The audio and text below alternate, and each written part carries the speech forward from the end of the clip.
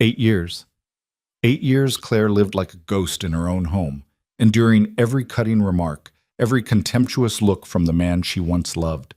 Tonight, at his lavish birthday party with hundreds of distinguished guests watching, he did the unforgivable, publicly humiliated her in front of everyone.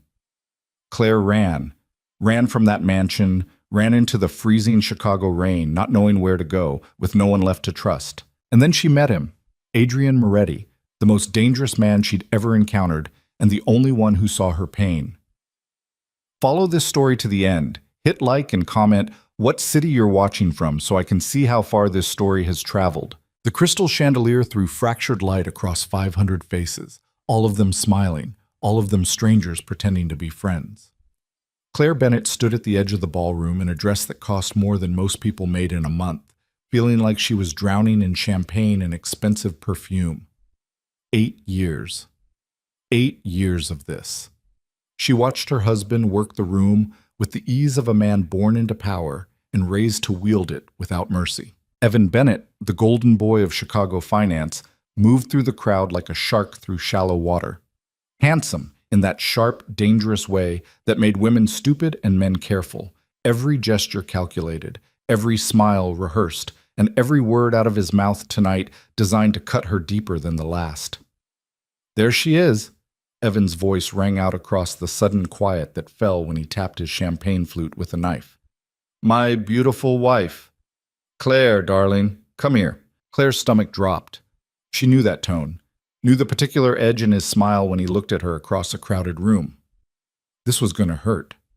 Her heels clicked against marble as she made her way toward him, every eye in the ballroom tracking her movement.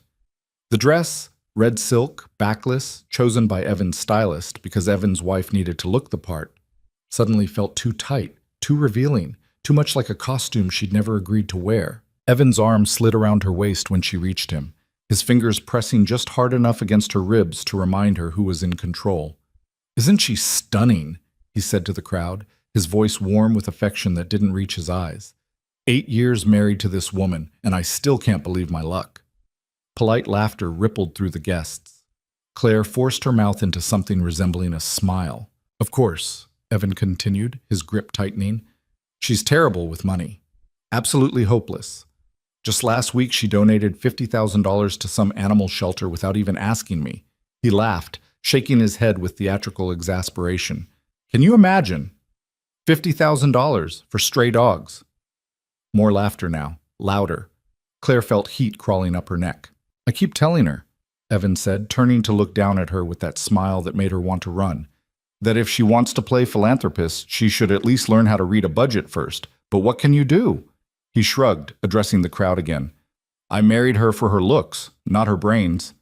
The laughter became a roar. Not cruel exactly, just comfortable. The easy amusement of people who'd never been humiliated in public, watching someone else get torn apart for their entertainment. Claire stopped breathing. Evan raised his glass. "To my beautiful, generous, financially incompetent wife.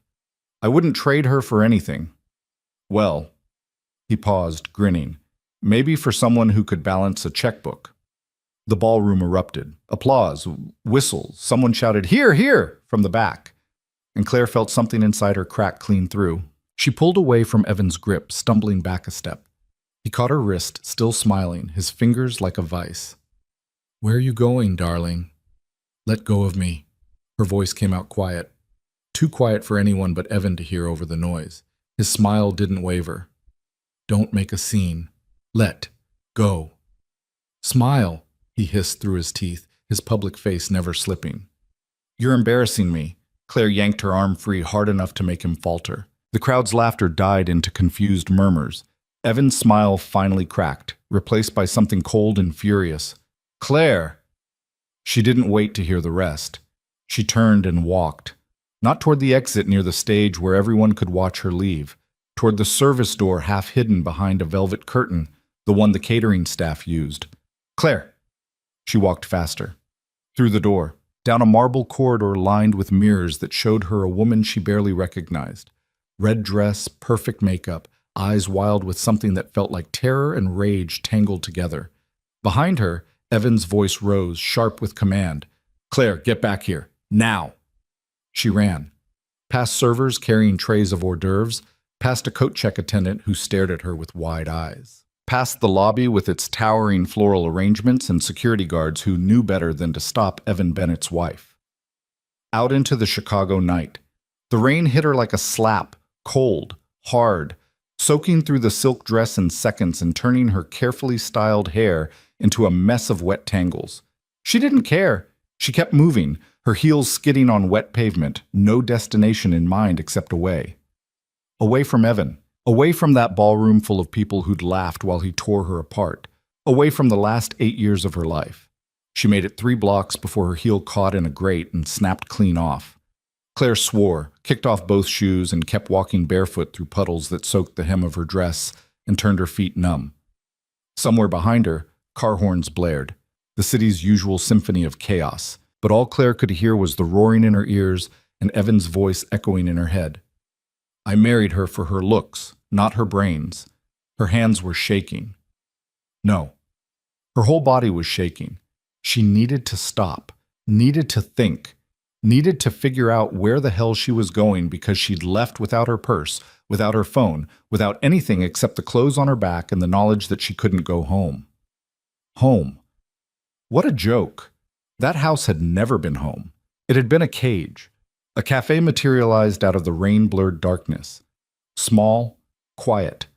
The kind of late-night place that catered to insomniacs and people with nowhere else to go. Warm light spilled through the windows, and Claire could see people inside nursing coffee cups and staring at laptops. Normal people. Living normal lives. She pushed through the door, dripping wet and barefoot, and every head in the cafe turned to stare.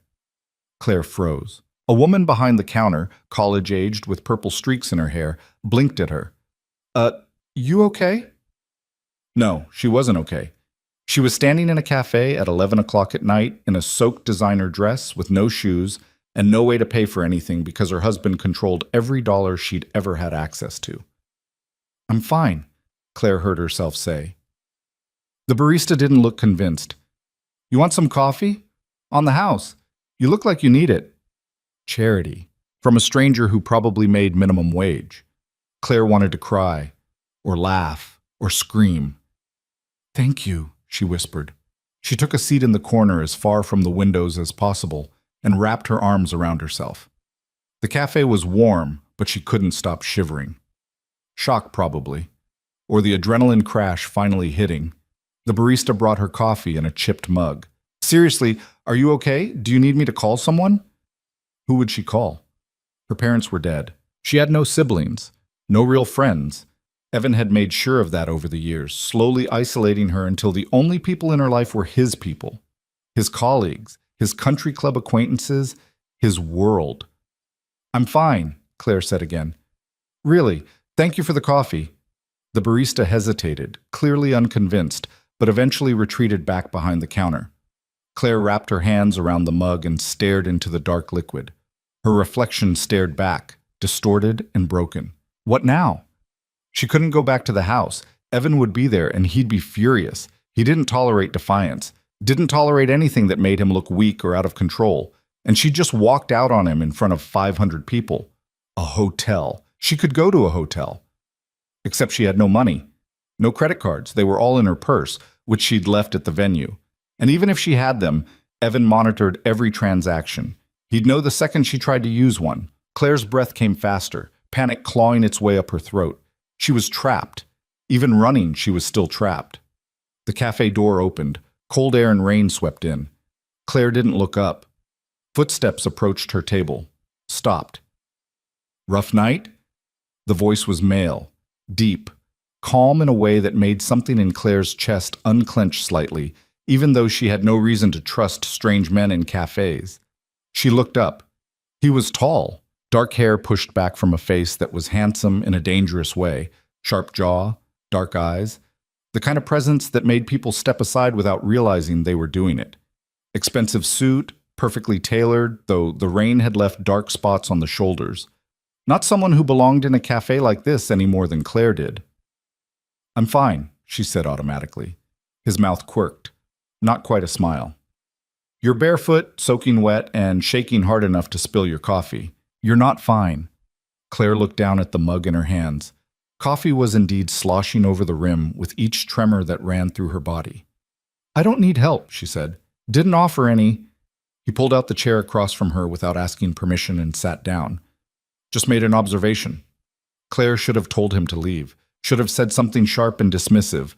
But the truth was, she didn't want to be alone right now. Didn't want to sit in this cafe with nothing but her own spiraling thoughts for company. So she said nothing. The man studied her for a moment. Not leering, not pitying, just looking, like he was trying to figure out a puzzle. Adrian, he said finally. Moretti. He said it like she should recognize the name. She didn't. Claire. Just Claire? For now. He nodded, accepting that. You running from something, Claire? Someone. Husband? Her laugh came out bitter. That obvious? The tan line on your ring finger's pretty fresh, and you've got that look. What look? The one people get when they finally realize the door was never actually locked. Adrian leaned back in his chair, completely at ease despite the bizarre circumstances. They just had to be desperate enough to try the handle. Claire stared at him. Who the hell are you? Someone who knows what it looks like when a person's life falls apart. He tilted his head slightly. The question is what you're going to do about it. I don't know, Claire admitted. The words felt like surrender. I don't have any money, no phone, nowhere to go. I walked out with nothing. So go back. She flinched like he'd slapped her. Adrian's expression didn't change. I'm not saying you should. I'm saying that's your option if you don't figure out another one pretty fast. Because running without a plan just means you end up right back where you started. Claire's hands tightened around the coffee mug. I can't go back. Then you need help. From who? I don't have anyone. You have me. The words hung in the air between them. Claire searched his face for some sign of what he wanted from her, what the catch was. Because there was always a catch. Why would you help me? She asked. You don't even know me. No, Adrian agreed. But I know men like your husband, and I know what it takes to survive them. He pulled a card from his jacket pocket and set it on the table between them. You want out? Actually out. Not just hiding in a cafe until you get too scared to follow through. Call that number. Claire looked at the card. Heavy stock, embossed lettering, just a name and a phone number. No company, no title. What do you get out of this? She asked. Maybe I'm just a good Samaritan. You're not. His smile was sharp. No, I'm not. He stood, buttoning his jacket with practiced ease. But my reasons don't change the offer. You want help getting free of your husband? I can provide it. No strings, no expectations, just a way out. People don't do things for nothing. You're right. They don't. Adrian turned toward the door, then paused. But sometimes the payment isn't what you think it is. Sometimes helping someone who deserves it is payment enough. He left before Claire could respond, disappearing into the rain as quickly as he'd appeared. Claire sat alone in the cafe, staring at the card on the table. Adrian Moretti. The name meant nothing to her, but the offer did. It meant possibility. It meant maybe she didn't have to crawl back to Evan and beg forgiveness for humiliating him. Maybe she didn't have to spend the rest of her life trapped in that house, playing the role of the beautiful, stupid wife who couldn't balance a checkbook. Maybe there was a door. She picked up the card, turned it over in her hands. The embossing caught the light, making the letters seem to shift and change. The barista appeared at her table. You need anything else? A phone, Claire heard herself say. Can I borrow your phone? By the time dawn broke gray and cold over Chicago, Claire had made her decision. She'd spent the night in the cafe, nursing coffee the purple-haired barista kept refilling without comment, watching the rain slow to a drizzle, watching the sky lighten from black to charcoal to the muddy gray of a city morning. Thinking about 8 years, about every small cut Evan had made until she'd learned not to bleed where people could see, about the woman she'd been before him, younger, stupider, so in love she'd mistaken control for protection, about who she might become if she stopped being afraid. When she finally called the number on Adrian's card, a woman answered on the second ring.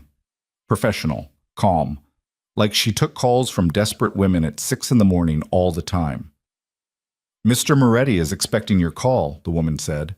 Where are you? 3 hours later, Claire was sitting in the back of a town car with tinted windows, wearing clothes that actually fit, jeans, a sweater, shoes with her feet in them, watching the city slide past. The driver didn't speak, didn't ask questions, just drove with the kind of competent silence that suggested he'd done this before. They left the city proper and headed into the suburbs. Not the suburbs Claire knew, with their manicured lawns and McMansions. These were older, quieter, money that didn't need to announce itself. The car turned onto a private road lined with old-growth trees. Iron gates opened as they approached, then closed behind them with a finality that made Claire's pulse jump. The estate that appeared at the end of the drive was massive. Stone and glass and architectural angles that suggested someone had paid a fortune to make it look effortlessly elegant. Gardens stretched out in every direction, winter bare, but clearly maintained with obsessive care. Claire had grown up around money, had married into more of it. But this was different. This was the kind of wealth that didn't need to prove anything. The car stopped at the front entrance. The driver opened her door. "Miss Bennett, Mr. Moretti is waiting inside." Claire stepped out onto gravel, her new shoes crunching with each step toward the massive front door. It opened before she reached it. Adrian stood in the doorway, dressed more casually now, dark slacks, a white shirt with the sleeves rolled to his elbows. He looked different in daylight, older than she'd thought, maybe late 30s. And there was something in his face that hadn't been visible in the cafe's dim light, something hard and worn and careful. "You came," he said. "You knew I would."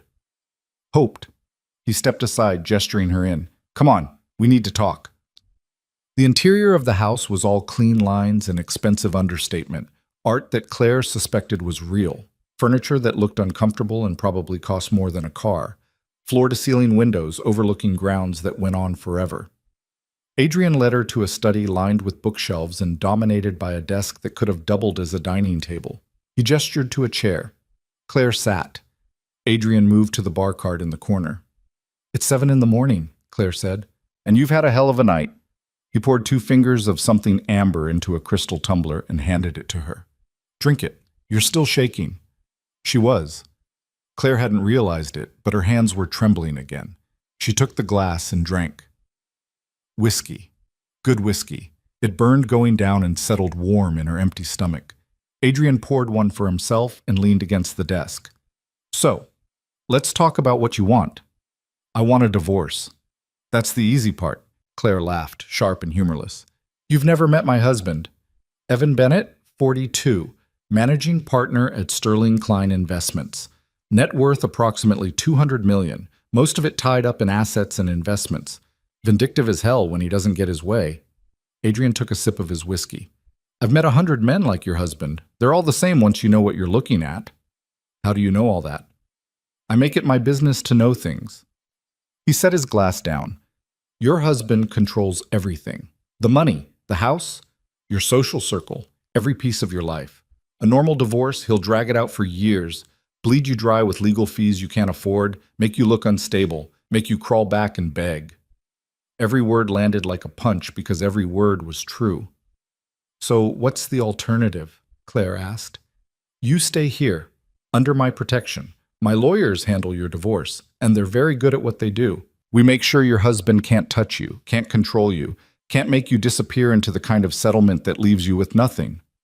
"Why would you do this?" Adrian's expression didn't change. "Because I can." "That's not an answer." "It's the only one you're getting right now." He pushed off the desk and moved to the window, looking out over the grounds. "Here's how this works. You stay in this house. You don't leave without security. You don't contact your husband. You let my people handle the legal side while you figure out who you are when you're not being his wife. And in return, nothing. No strings, no payment, no expectations." He turned back to face her. "When it's done, you walk away free. Where you go and what you do after that is your business." Claire studied him, looking for the lie, the hidden trap, the thing that would make this too good to be true. "People don't help strangers for nothing," she said. "Already told you. I'm not doing it for nothing." "Then what? Let's just say I have my reasons and leave it at that." Adrian's voice carried a note of finality. "You want my help or not, Claire? Because if you don't, I'll have my driver take you anywhere in the city you want to go. No judgment, no hard feelings. She could leave, walk out right now, figure it out on her own somehow. Or she could trust this strange, dangerous man who'd appeared in a cafe like something out of a fever dream and offered her exactly what she needed most. Freedom. I'll stay, Claire said. Adrian nodded once. Good. I'll have someone show you to your room. Get some sleep. We'll talk more when you're not about to fall over. He moved toward the door, then paused. One more thing. While you're here, you're safe. No one touches you. No one threatens you. That's a promise. Understand? The intensity in his voice made something in Claire's chest tighten. I understand. Good. He left, and a moment later a woman appeared in the doorway. Older, professionally dressed, with kind eyes and the air of someone who ran things efficiently. Miss Bennett? I'm Mrs. Chen. I manage the household. If you'll follow me, I'll show you to your rooms. Rooms, plural. Claire followed Mrs. Chen through hallways that seemed to go on forever, up a sweeping staircase, down another hallway, lined with more art and more windows and more evidence of wealth. So old, it didn't need to announce itself. Mrs. Chen opened a door. Your suite. Bedroom, bathroom, sitting room. There's a closet with some basics until we can arrange for your things.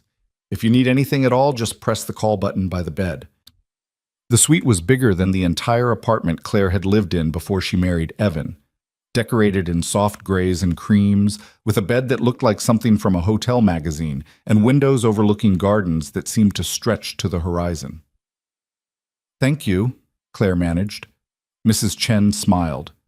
Rest, dear. You're safe here. She left, closing the door softly behind her. Claire stood in the middle of the room, still wearing the borrowed clothes, still shaking slightly from exhaustion and shock and the weight of everything that had happened in the last 12 hours. She'd left her husband, had run into the rain with nothing, had met a stranger who'd offered her salvation with no apparent strings attached, and now she was here, in a mansion, with lawyers and security and a man named Adrian Moretti, who knew things about her husband that he shouldn't and helped people he didn't know for reasons he wouldn't explain. Claire moved to the window. The gardens stretched out below, perfectly maintained despite the winter cold. Beyond them, she could see the edge of a forest. And beyond that, nothing but distance.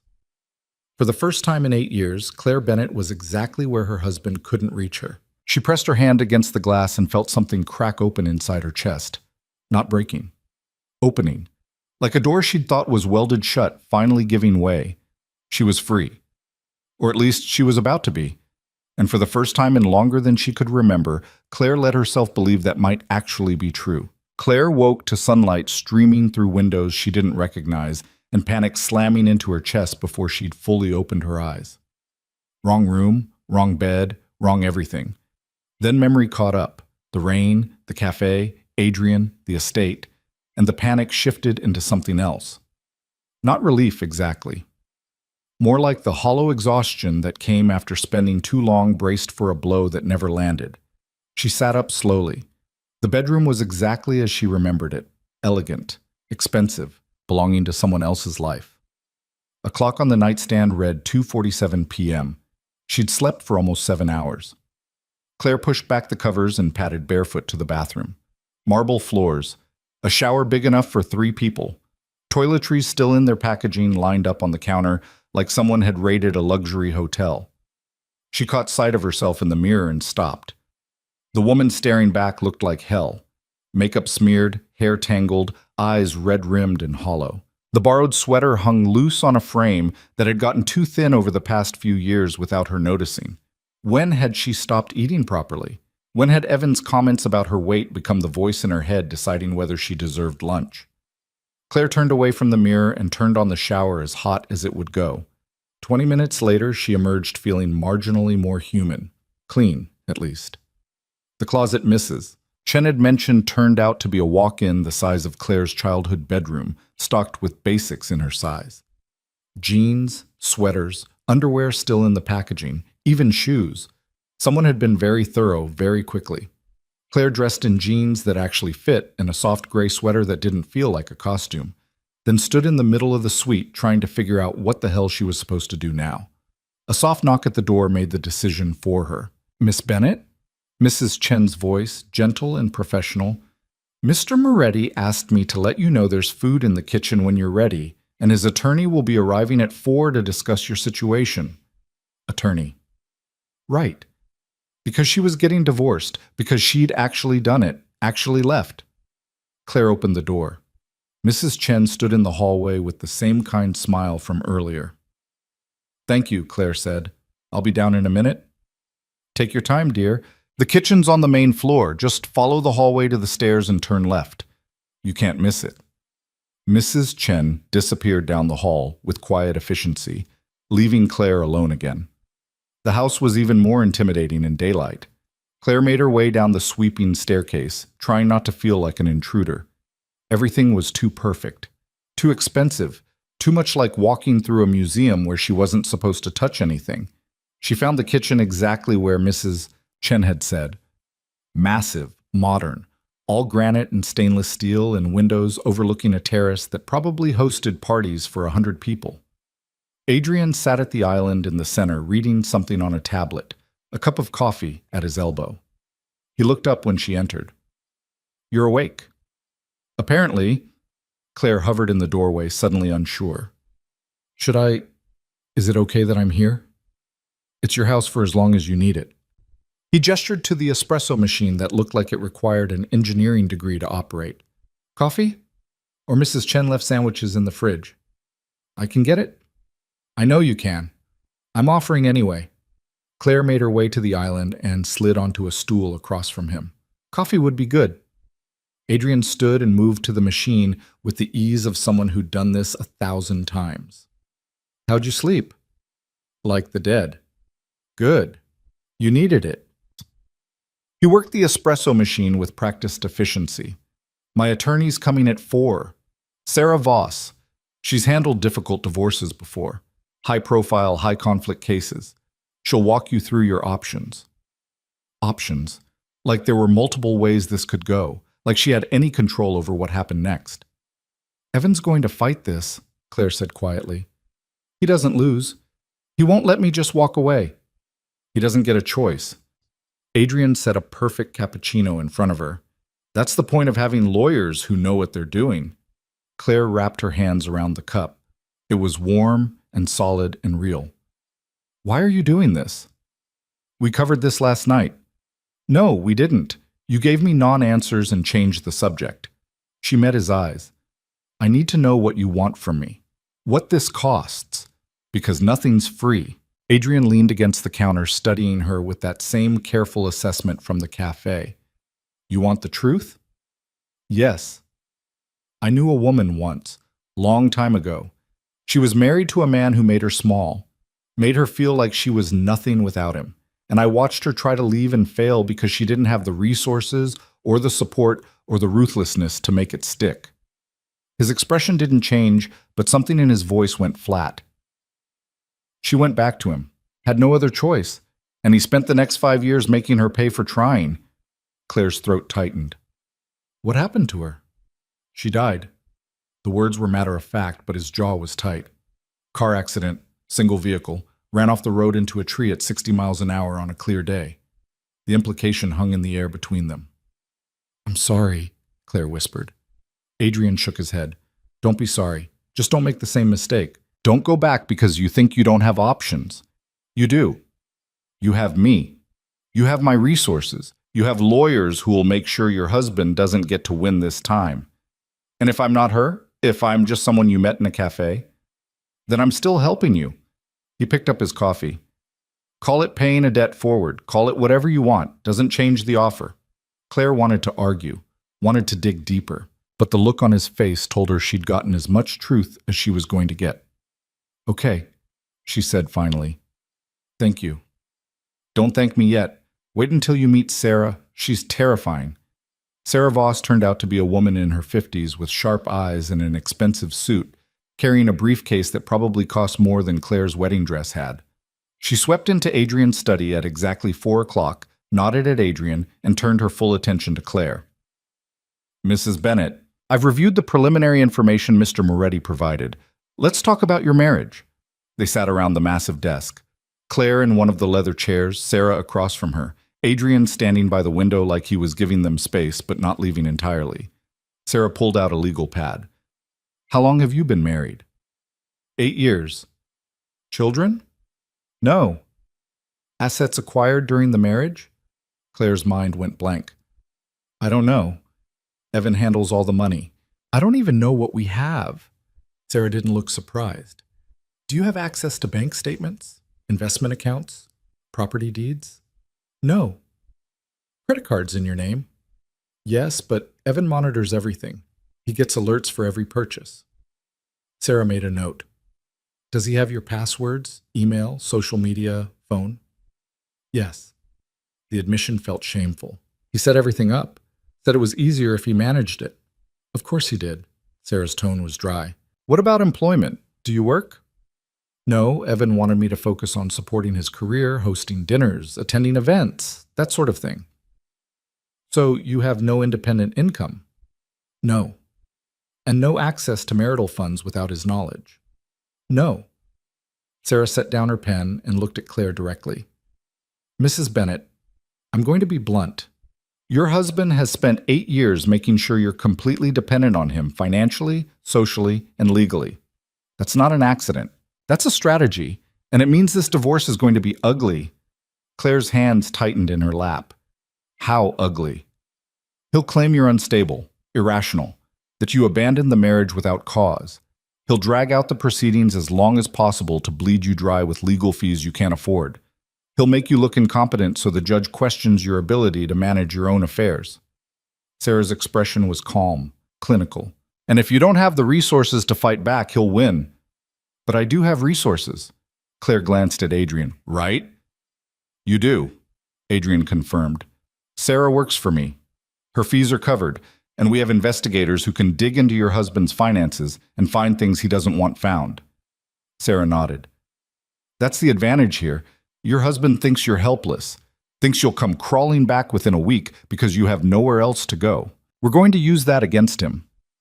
How? We file for divorce immediately. We request temporary support and exclusive use of the marital residence. We freeze joint accounts and subpoena his financial records. We move fast and hit hard before he realizes you're serious. Sarah pulled out a stack of papers. But I need you to understand something. Once we do this, there's no going back. Your husband will retaliate. He'll make your life hell. The only way through is forward. Claire thought about last night. About standing in that ballroom while Evan tore her apart for entertainment. About 8 years of small cruelties that had added up to a life she didn't recognize. I'm not going back, she said. Sarah smiled. It wasn't warm. It was the smile of a predator scenting blood. Good. Let's destroy him. The next 3 hours were a blur of paperwork and questions. Sarah went through everything. The timeline of the marriage, specific incidents of control or abuse, assets Claire knew about, assets she suspected existed. Every detail mattered. Every date. Every conversation she could remember. By the time Sarah left, Claire's hand was cramping from signing documents and her head was pounding. Adrian walked Sarah out, then returned to the study where Claire still sat, staring at the stack of papers on the desk. You okay? He asked. I don't know. Claire rubbed her temples. Is it always like this? The beginning's always the worst. Once we're in motion, it gets easier. When will Evan be served? Tomorrow morning. Sarah's process server will catch him at his office. Adrian moved to the bar cart. You should probably not be anywhere near a phone when that happens. Claire's stomach twisted.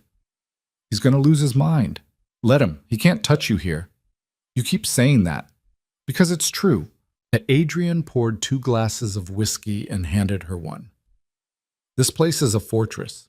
Security on every entrance, cameras everywhere, my people know their jobs. Your husband can scream all he wants. He's not getting to you. Claire took the glass but didn't drink. Who are you, Adrian? Really? Someone with money and resources who doesn't like men who hurt women. That's still not an answer. It's the one you're getting. He sat down across from her, his own glass in hand. Look, my life before you got here doesn't matter. What matters is that you're safe, and we're going to make sure you stay that way. Everything else is noise. You're used to this, Claire said slowly. Helping people, protecting them. This isn't the first time. No, it's not. Then what? A door slammed somewhere in the house. Small running feet pounded down a hallway. A child's voice, high and bright, echoed through the halls. Papa! Papa! I'm home! Adrian's entire demeanor changed. The careful control cracked, and something warm and real showed through. He set down his glass and stood just as a small whirlwind burst through the study door. A little girl, maybe 7 years old, with dark curls and Adrian's eyes. She launched herself at him without hesitation. Hey, princess. Adrian caught her easily, lifting her up. How was school? Good. We made volcanoes and mine exploded the biggest. She caught sight of Claire and stopped mid-sentence, suddenly shy. Who's that? This is Claire, Adrian said gently. She's staying with us for a while. The little girl studied Claire with the frank curiosity of children. Why? Because she needed somewhere safe to stay. Like when the birds come to our garden because their tree fell down? Adrian's mouth quirked. Something like that. Oh. The girl squirmed until Adrian set her down, then approached Claire with the kind of caution reserved for interesting strangers. I'm Lena. Hi, Lena. Claire managed to smile despite the shock of discovering Adrian had a daughter. Your dad's right. The volcano thing sounds cool. It was very cool. Mrs. Patterson said mine was the best because I added extra baking soda. Lena tilted her head. Are you sad? You look sad. Lena, Adrian said quietly. A gentle warning. It's okay. Claire's throat felt tight. I'm a little sad, but I'm getting better. Lena nodded seriously. Papa says sometimes people need time to feel better. Like when Mama died. We were sad for a long time. The air in the room went still. Adrian's expression closed off completely. Lena, why don't you go find Mrs. Chen? She made those cookies you like. Okay! Lena brightened immediately, the sadness forgotten with the resilience of children. She waved at Claire. Bye, Claire. I hope you feel better soon. She disappeared as quickly as she'd arrived, leaving silence in her wake. Claire looked at Adrian. He'd turned away, staring out the window with his shoulders tight. I'm sorry, Claire said quietly. I didn't know you had a daughter. Why would you? His voice was carefully neutral. We just met. The woman you told me about, the one who died. That was your wife. Yes. The single word carried the weight of years. Claire wanted to say something, wanted to offer comfort or understanding or anything that might ease the tension radiating off him. But what comfort could she possibly offer? She was a stranger living in his house, running from her own disaster. She's beautiful, Claire said finally. Lena, she seems happy. She is, mostly. Adrian turned back to face her. Her mother died 3 years ago. Car accident, just like I said. And I've spent every day since making sure Lena never feels like the world isn't safe. Is that why you do this? Help people? Partly. He picked up his whiskey and downed the rest in one swallow. And partly because I can. Because I have the resources and the connections and the sheer bloody-mindedness to make sure men like your husband don't always win. What was her name? Claire asked. Your wife. Sophia. The name came out rough. And that's all I'm saying about her tonight. You want to know more? Ask me another time when I'm not already feeling like hell. I'm sorry. Stop apologizing. Adrian set down his glass with more force than necessary. You didn't do anything wrong. You're here because your husband's a bastard and you finally had the guts to leave. That's not something to apologize for. Claire stood, suddenly exhausted all over again. I should let you be with your daughter. She'll be fine with Mrs. Chen for a bit. But Adrian didn't stop her when she moved toward the door. Claire, she paused. Tomorrow's going to be hard. When Evan gets served, he's going to call, going to text, going to try every way he can think of to get to you. You need to be ready for that. I won't answer. Good. And if he shows up here, which he won't because he'll never find this place, but if he does, you let security handle it. You don't engage. You don't try to reason with him. You understand? Claire nodded. I mean it, Claire. Men like Evan are dangerous when they lose control. And you leaving? That's the ultimate loss of control. I know. She'd known it when she ran, had known it in the cafe, had known it every moment since. That's why I'm here. Adrian's expression softened slightly. Yeah, that's why you're here. Claire left him in the study and made her way back upstairs. The house felt bigger somehow, less like a museum and more like a place where people actually lived. A place where a little girl exploded baking soda volcanoes and talked about dead mothers with the kind of matter-of-fact acceptance that came from processing grief too young. Back in her suite, Claire stood at the window and watched the sun set over the gardens. Somewhere in the city, Evan was probably just getting home from work, probably wondering where she was, maybe starting to get angry that she hadn't come crawling back yet. Tomorrow, he'd find out she wasn't coming back at all. Claire's phone, the one she'd abandoned in her purse at the venue, was still out there somewhere, but Sarah had given her a new one. Prepaid, untraceable, with exactly 3 numbers programmed in: Adrian, Sarah, and estate security. She picked it up, turned it over in her hands, thought about all the years she'd carried a phone that Evan monitored, every call tracked, every text read, every movement documented. This phone was hers, just hers. It felt like freedom. A soft knock interrupted her thoughts. Mrs. Chen, probably, bringing dinner or checking to make sure she hadn't fled into the night. But when Claire opened the door, Lena stood in the hallway, holding a stuffed rabbit that looked well-loved and slightly worse for wear. "Hi," the little girl said. "Papa said you might be lonely. I get lonely sometimes too." Claire's chest tightened. "I'm okay, sweetheart, but thank you for checking. Do you want to have dinner with us? We're having spaghetti. Papa makes really good spaghetti." The offer was so genuine, so without agenda, that Claire felt tears prick her eyes. "I'd like that," she said. "Thank you, Lena." Lena beamed. "Good, come on. Papa's in the kitchen and Mrs. Chen says the water's boiling." She grabbed Claire's hand with the unselfconscious affection of a child who'd decided they were friends and pulled her back downstairs. The kitchen had transformed. Music played from hidden speakers. Adrian stood at the stove with an apron tied around his waist, actually cooking. Mrs. Chen set the table while humming along to the music. It looked like a family. Adrian glanced up when they entered. "Lena, I told you not to bother Claire." "I didn't bother her. I invited her to dinner." Lena climbed onto a stool at the island. "She said yes. She's allowed to say no."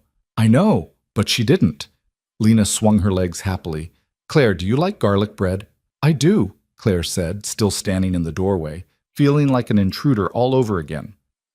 "Good. Papa makes the best garlic bread. He puts lots of butter on it." Adrian met Claire's eyes across the kitchen. A silent question. "Are you okay with this?" Claire nodded. She wasn't sure she was, actually. Wasn't sure she could sit through a family dinner without breaking down. But Lena was looking at her with such open happiness that saying no felt impossible. "Sit," Adrian said, gesturing to the island. "Food'll be ready in 5 minutes." Claire sat. Mrs. Chen poured her a glass of wine without asking. Lena chattered about volcanoes and school and her best friend Emma, who was learning to play piano. And Adrian cooked, comfortable in his own kitchen, completely different from the dangerous man who'd appeared in a cafe and offered salvation. The spaghetti was actually good. Homemade sauce, fresh pasta, garlic bread that dripped butter. They ate at the kitchen island instead of the formal dining room, and Lena kept up a running commentary about everything and nothing. It was so normal it hurt. Claire hadn't had normal in 8 years. Hadn't had dinners that didn't come with subtle criticism or pointed silence. Hadn't had anyone ask her opinion about anything that mattered. "Claire?" Lena's voice cut through her thoughts. "Are you okay? You're crying." Claire touched her face. Sure enough, tears streaked her cheeks. "I'm fine," she managed. "It's just, this is really nice. Thank you." Lena reached across and patted her hand with the kind of solemn comfort children offered. "It's okay to be sad sometimes. Papa says feelings are allowed." "Your papa is very smart." "I know." Lena went back to twirling spaghetti. "He knows everything." Adrian snorted. "I definitely don't know everything." "You know most things. That's different." They finished dinner, and Lena helped clear the table with the kind of practiced routine that came from doing this every night. Mrs. Chen took over dishes, shooing them all out of the kitchen. "Bath time, princess," Adrian said. "Can Claire read me a story?" "Lena, it's okay," Claire heard herself say. "If that's okay with you." Adrian looked at her for a long moment. "You don't have to." I know. I want to. 20 minutes later, Claire found herself sitting on the edge of a child's bed in a room decorated with stars and bookshelves overflowing with stories. Lena, fresh from her bath and smelling like lavender soap, snuggled under a blanket covered in moons. What do you want to hear? Claire asked, looking at the bookshelf. The one about the lost princess. It's my favorite. Claire found the book, started reading, and for the first time in longer than she could remember, felt like maybe she was exactly where she was supposed to be. When she finished, Lena was almost asleep, her eyes heavy. Claire? She murmured. Yeah, sweetheart? I'm glad you're here. The house is happier when there are more people in it. Claire's throat closed. I'm glad I'm here too. She turned off the light and found Adrian waiting in the hallway. She likes you, he said quietly. She's easy to like. She doesn't trust everyone. Hasn't since Sophia died. He ran a hand through his hair. But she trusted you in about 5 seconds flat. Kids are good judges of character. Yeah. Adrian looked at her. Really looked at her. You didn't have to do that. The dinner. The story. Lena gets attached easily. When you leave, I'll make sure she knows it's not because of her, Claire said. I promise. Adrian nodded slowly. Okay, good. They stood in the hallway, the house quiet around them. Somewhere a clock ticked. Outside, wind rattled the windows. Tomorrow's going to be hell, Adrian said finally. I know. But you're going to get through it.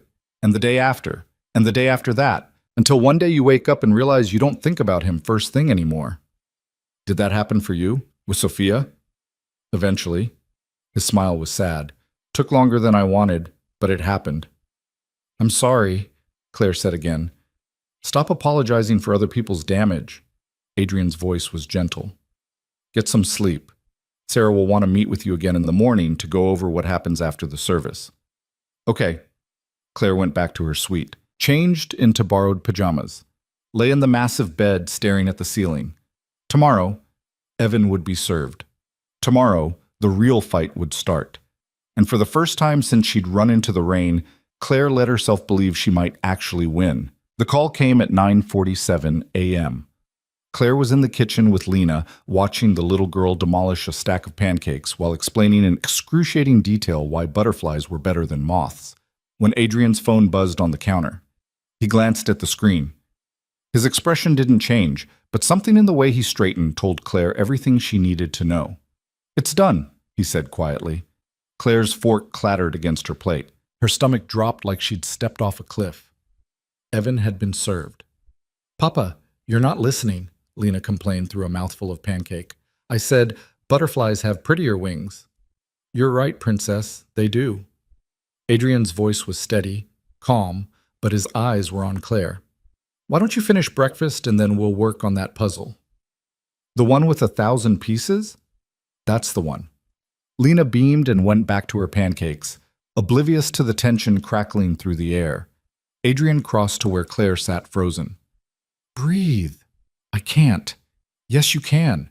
In through your nose, out through your mouth. Come on. Claire forced air into her lungs. Once. Twice. The roaring in her ears didn't stop. He knows, she whispered. He knows I'm serious. Good. Let him know. Adrian's hand landed on her shoulder, solid and grounding. Sarah's team served him at his office 20 minutes ago, in front of his secretary and 2 junior partners. Very public. Very humiliating. Claire thought about Evan's face when he realized what was happening, the cold fury that would settle over his features, the way his jaw would tighten when he was too angry to speak. He's going to call. Probably.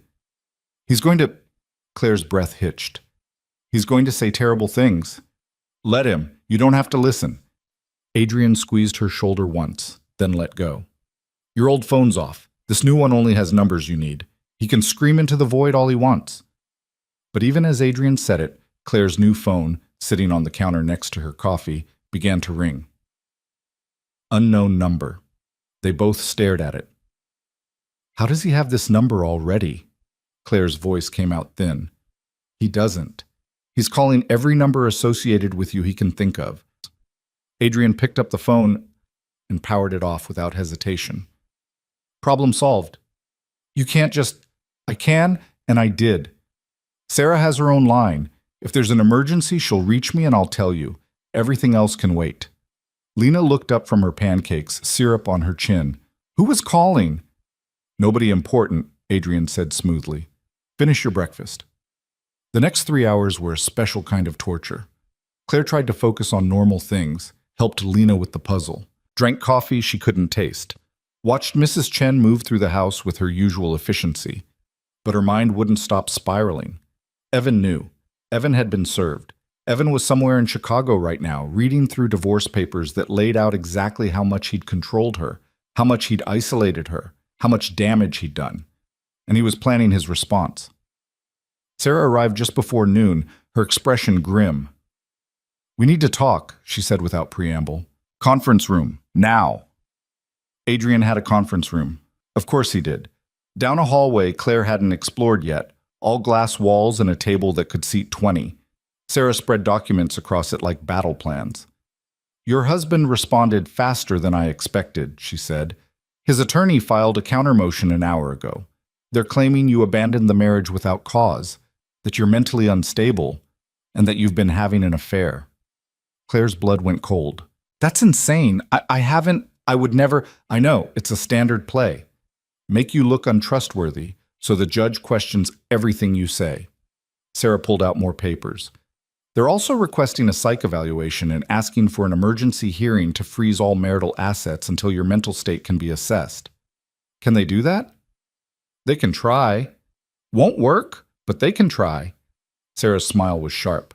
Because we anticipated this. We already filed our own motions requesting a full forensic accounting of all marital finances, exclusive use of the residence, and a restraining order preventing your husband from contacting you directly. Adrian leaned against the window, arms crossed. What about the affair allegation?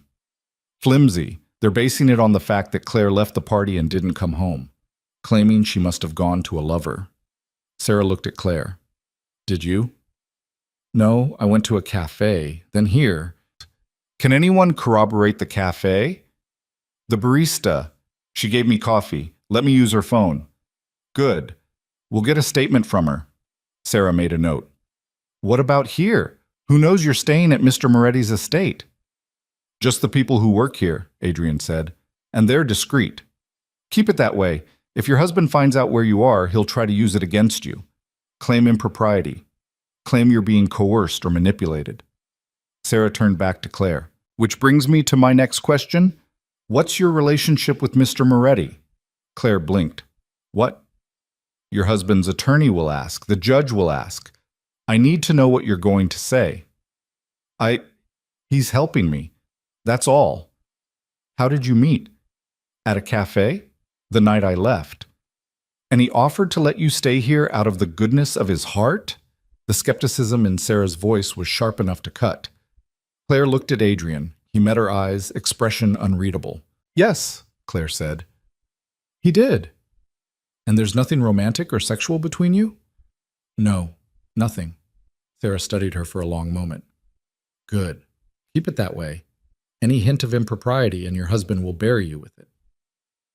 The meeting went on for another hour. Sarah walked Claire through what to expect. Court dates, depositions, financial disclosures. Every step of the process designed to be invasive and exhausting. Your husband will try to drag this out, Sarah warned. Make it too expensive, too painful, too public for you to continue. That's how men like him win. They don't beat you in court. They beat you down until you give up. I'm not giving up. I know. But knowing it and living through it are different things. Sarah started packing up her papers. The next few weeks are going to be hell. He's going to attack your character, your credibility, your sanity. He's going to try to make you small again. You need to be ready for that. Claire's hands were shaking. She hid them under the table. I'll be ready. After Sarah left, Claire stood at the conference room window and watched her car disappear down the drive. You okay? Adrian asked from behind her. No. Fair enough. He's going to win, isn't he? The words came out flat. He has more money, better connections, more power, and I have nothing. You have me. Claire turned to face him. For how long? Until this gets too messy, too complicated? Until helping me starts costing you something that matters? Adrian's jaw tightened. I don't abandon people in the middle of a fight. Everyone does. Eventually. I don't. He moved closer, his voice quiet but absolutely certain. I told you, you're safe here. That doesn't change because your husband throws around accusations or files motions or tries to make you look crazy. You're staying until this is done, however long that takes. Why? Claire's voice cracked. Why do you care this much? Because I couldn't help Sophia, couldn't save her from the bastard she married, couldn't stop her from going back. Adrian's expression was raw. But I can help you, and I'm not going to waste that chance because your husband wants to play games. Tears burned behind Claire's eyes.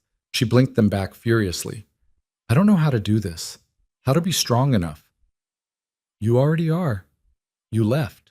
That's the hardest part. Adrian's hand came up, hesitated, then settled on her shoulder. Everything else is just not going back. A crash echoed from somewhere in the house. Then Lena's voice, high and distressed. Papa! Papa! I'm sorry! Adrian was moving before Claire could process what happened. She followed him through the house to the study where Lena stood surrounded by pieces of what used to be a very expensive vase. I was trying to reach the book on the high shelf, and I knocked it over, and it broke, and I'm sorry. Lena's eyes were huge and wet with tears. Adrian crouched down to her level. Are you hurt? No? Then that's what matters. It's just a vase. But it was Mama's favorite. Something in Adrian's face crumpled and rebuilt itself in the space of a heartbeat. I know, Princess, but she'd care more about you being safe than about a vase, okay? Lena nodded, sniffling. Okay. Go find Mrs. Chen. Tell her we need a broom. Lena scurried off, leaving Claire and Adrian alone with the shattered remains. That was Sophia's? Claire asked quietly. Yeah, from our honeymoon in Florence. Adrian stared at the pieces. Lena's right. It was her favorite. I'm sorry. Stop apologizing for things that aren't your fault. But his voice was tired. It's just stuff, just pieces of the past that don't change anything. Claire knelt and started picking up larger shards. Still, I know it mattered. Everything from before matters. That's the problem. Adrian joined her, gathering broken porcelain with careful hands. You spend 3 years trying to move forward, and then your daughter breaks a vase, and suddenly you're right back in Florence watching Sophia haggle with the vendor in terrible Italian. She sounds like she was something. She was. Brilliant and stubborn and completely fearless. Adrian's mouth twisted. Right up until the fear caught up with her. What was his name, her husband? Marcus Dalton, hedge fund manager, charming as hell in public, monster behind closed doors. Adrian's hand stilled on the broken pieces. I worked for his firm. That's how I met Sophia. She was his perfect wife, beautiful, educated, said all the right things at all the right times. Like me. Like you. Adrian looked at her. She wanted to leave, asked me for help. And I tried. Got her a lawyer, set up a safe place for her to go. But Marcus had resources and connections, and he made the divorce so brutal she couldn't take it. After 6 months, she dropped the case and went back to him. And then? And then 2 years later, she drove her car into a tree at 60 miles an hour on a sunny afternoon. Adrian's voice was flat. The police ruled it an accident, mechanical failure. But I knew. Everyone who knew her knew. Claire's chest ached. I'm sorry. Don't be sorry, be free. Adrian stood, carrying the broken pieces to a wastebasket. That's what Sophia couldn't do. But you can. You will. Mrs. Chen appeared with a broom and dustpan, took one look at Adrian's face, and efficiently cleaned up the rest of the vase without comment. That night, Claire couldn't sleep. She lay in the dark, staring at the ceiling, listening to the house settle around her. Every creak sounded like footsteps. Every gust of wind against the windows sounded like someone trying to get in. Evan was out there, somewhere, furious and planning. And she was here, safe, protected. But for how long? The new phone Adrian had given her sat on the nightstand, powered off. But Claire knew that wouldn't stop Evan from trying to reach her. He'd find ways. He always did. She must have dozed eventually because when she opened her eyes again, pale gray light was filtering through the windows. 5:43 a.m. Claire gave up on sleep and padded downstairs in borrowed pajamas and bare feet. The kitchen was dark and quiet. She made coffee by feel, finding comfort in the simple routine of it. The espresso machine Adrian had used so easily the day before defeated her completely, so she settled for the regular coffee maker tucked in the corner. Can't sleep either? Claire jumped, coffee grounds scattering across the counter. Adrian stood in the doorway, dressed in workout clothes, hair damp with sweat. You scared me, she said, pressing a hand to her racing heart. Sorry. Went for a run. He grabbed a towel from somewhere and wiped his face. Couldn't sleep. Too much in my head. Yeah, same. They moved around each other in the pre-dawn quiet, making coffee, not talking. It should have been awkward. Instead, it felt almost comfortable. Two people who couldn't sleep dealing with insomnia together. Claire finally got the coffee maker working, poured 2 cups, handed one to Adrian. Thanks. He leaned against the counter, still catching his breath from his run. You know, you don't have to hide up in your room all the time. This is your house, too. For now. I don't want to be in the way. You're not. Lena likes having you around, and Mrs. Chen's thrilled to have someone to fuss over besides me and a 7-year-old. Claire wrapped both hands around her mug. What happens if this takes months? If the divorce drags on and I'm just here, living in your house, disrupting your life? Then you're here for months. My life's been disrupted by worse things. Adrian, I mean it, Claire. Stop waiting for me to change my mind or decide you're too much trouble. That's not happening. He set down his coffee. You want to know the truth? Having you here is good for Lena. She's been lighter these past 2 days than she's been in months. Smiles more, talks more. That's worth more than any inconvenience. She's a good kid. She is. Takes after her mother. Adrian's expression softened. Sophia would have liked you, would have recognized the steel under all that fear. I'm not steel. I'm barely holding together. That's what steel looks like before it's been tested. You think you're fragile, but you're not. You're just discovering how strong you actually are. Before Claire could respond, her phone, still sitting on the counter where Adrian had left it the day before, began to vibrate. Once, twice, 3 times in rapid succession. Text messages. Adrian and Claire both stared at it. Don't, Adrian said quietly, but Claire was already reaching for it, turning it on. Watching the screen flood with notifications. 23 missed calls, 47 text messages, all from unknown numbers, but she knew who they were from. Her hands shook as she opened the messages. Claire, we need to talk. Call me. This is ridiculous. Come home. You're making a mistake. You know you can't survive without me. I'll give you until tonight. If you're not back by then, I'm freezing all the accounts. You're being irrational. Everyone at the party is asking about you. You're embarrassing me. Fine. You want to play games? I'll play. But you won't like how this ends. The messages went on, some pleading, some threatening, all of them designed to make her feel small and scared and desperate, and it was working. Claire's breath came faster. The kitchen seemed to tilt. Adrian took the phone from her hands and powered it off again. I told you not to look. I had to know. No, you didn't. You needed to know he was angry, which we already knew. Reading his attempts to manipulate you doesn't help. He's going to freeze the accounts. Let him. You're not using them anyway. Sarah already filed for temporary support. The judge will make him pay. He's going to make this so much worse. He's going to try. That's different. Adrian set the phone down out of her reach. This is what men like Evan do. They can't accept losing control, so they escalate. Make bigger threats, louder threats.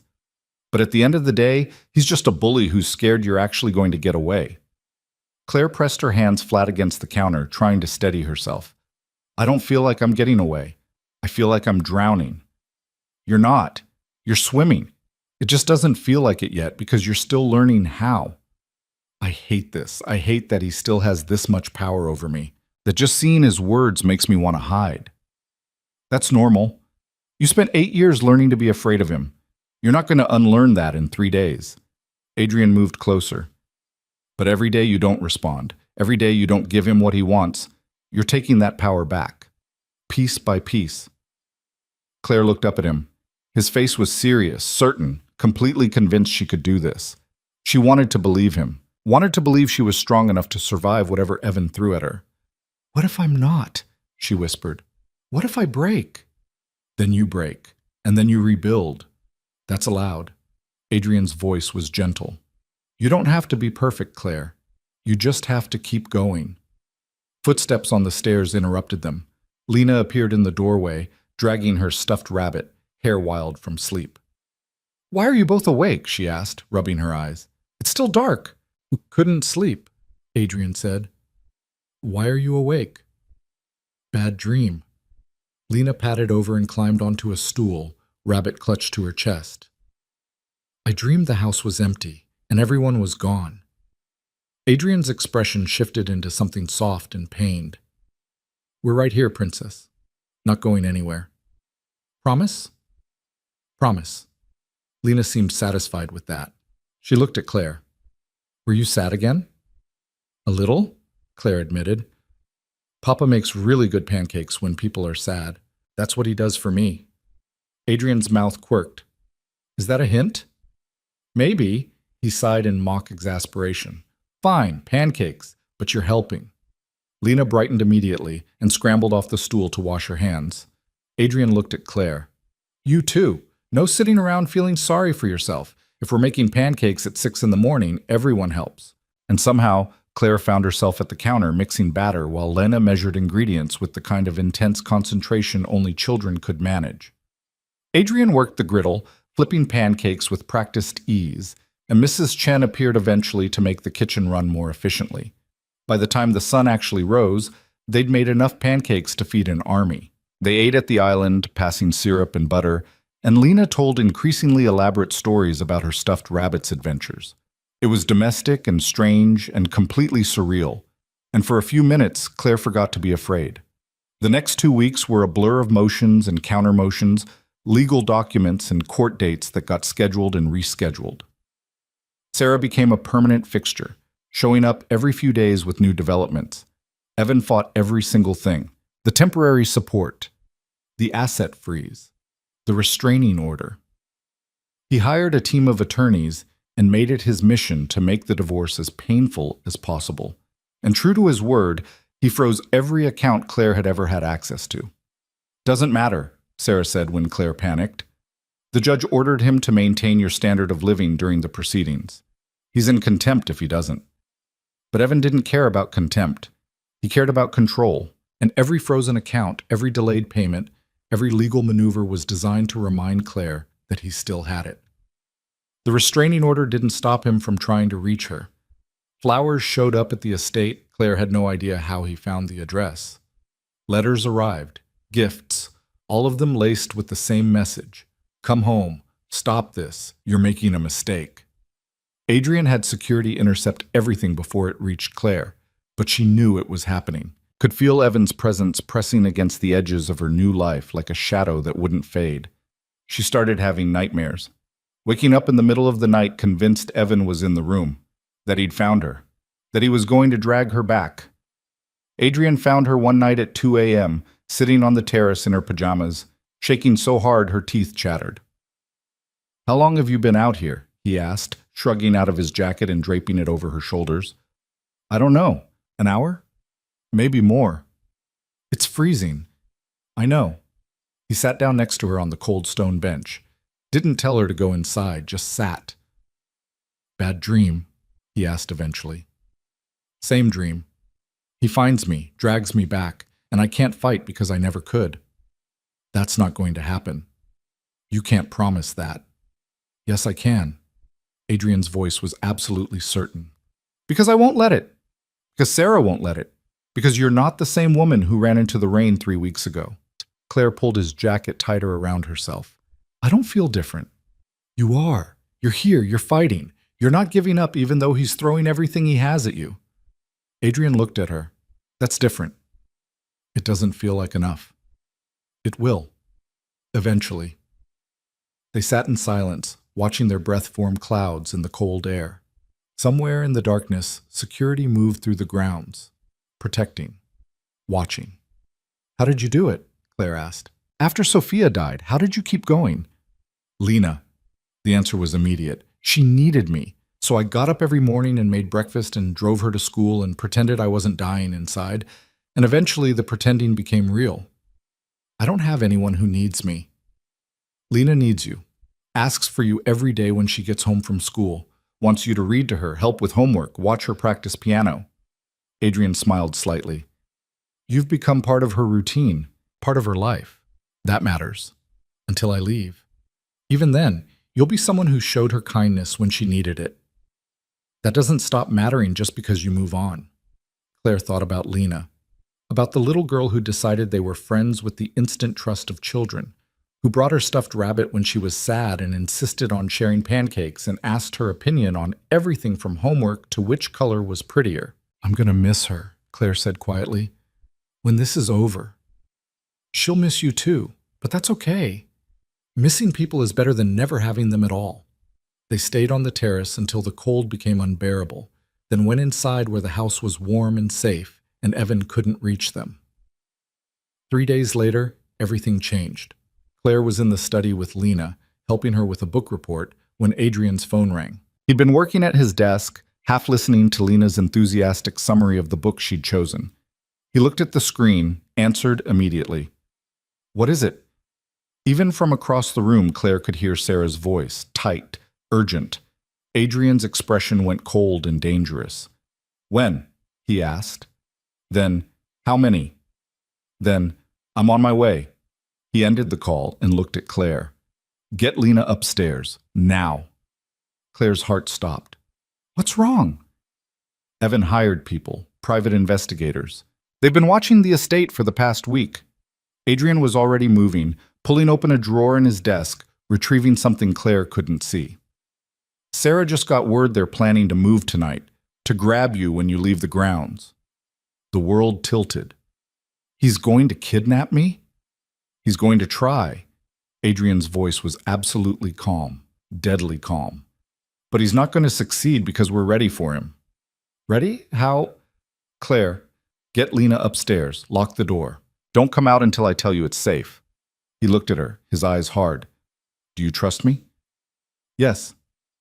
Then go. Now. Claire grabbed Lena's hand. The little girl looked confused but didn't argue as Claire pulled her toward the stairs. What's happening? Lena asked as they climbed. Nothing, sweetheart. We're just going to hang out upstairs for a bit. But my book report. We'll finish it later, I promise. They reached Lena's room. Claire locked the door and pulled the curtains closed. Through the floor, she could hear movement. Voices. Adrian giving orders to people Claire hadn't even known were in the house. Claire? Lena's voice was small. Is someone trying to hurt you? Claire pulled the little girl close. No one's going to hurt me. Your dad won't let them. Promise? Promise. They sat on Lena's bed, rabbit clutched between them, and waited while the house prepared for war. The courthouse steps were crowded with reporters when Claire arrived, cameras flashing like strobe lights, voices shouting questions she couldn't hear over the roaring in her ears. Sarah walked beside her, one hand firm on her elbow, cutting through the crowd with the kind of authority that made people step aside without realizing they were doing it. Don't look at them, Sarah said. Don't say anything. Just keep walking. Claire kept her eyes forward, focusing on the doors ahead. Behind her, 2 of Adrian's security team flanked them, creating a buffer between her and the press that had somehow gotten wind of the hearing. Of course they had. Evan would have made sure of it, would have fed them just enough information to make this a spectacle. Inside, the courthouse was quieter, but no less intimidating. Marble floors, high ceilings, the particular smell of old buildings and legal drama. Sarah guided her through security, down a hallway, into a small conference room. Wait here, Sarah said. I need to check in with the clerk. Don't leave this room. She disappeared, and Claire sat alone in a chair that was uncomfortable by design, staring at the wall and trying not to think about what was coming. The door opened. Claire looked up, expecting Sarah. Evan stood in the doorway. He looked like he always looked. Perfect suit, perfect hair, perfect mask of control. But his eyes were different, darker, dangerous in a way she'd only seen a handful of times in 8 years. Claire. She stood so fast the chair scraped against the floor. You're not supposed to be here. It's a public building. I can be wherever I want. He stepped inside and closed the door behind him. We need to talk. No, we don't. Yes, we do. His voice was calm. Too calm. the voice he used right before he exploded. You've made your point. You've embarrassed me, humiliated me in front of everyone we know. Fine, you're angry. I understand that.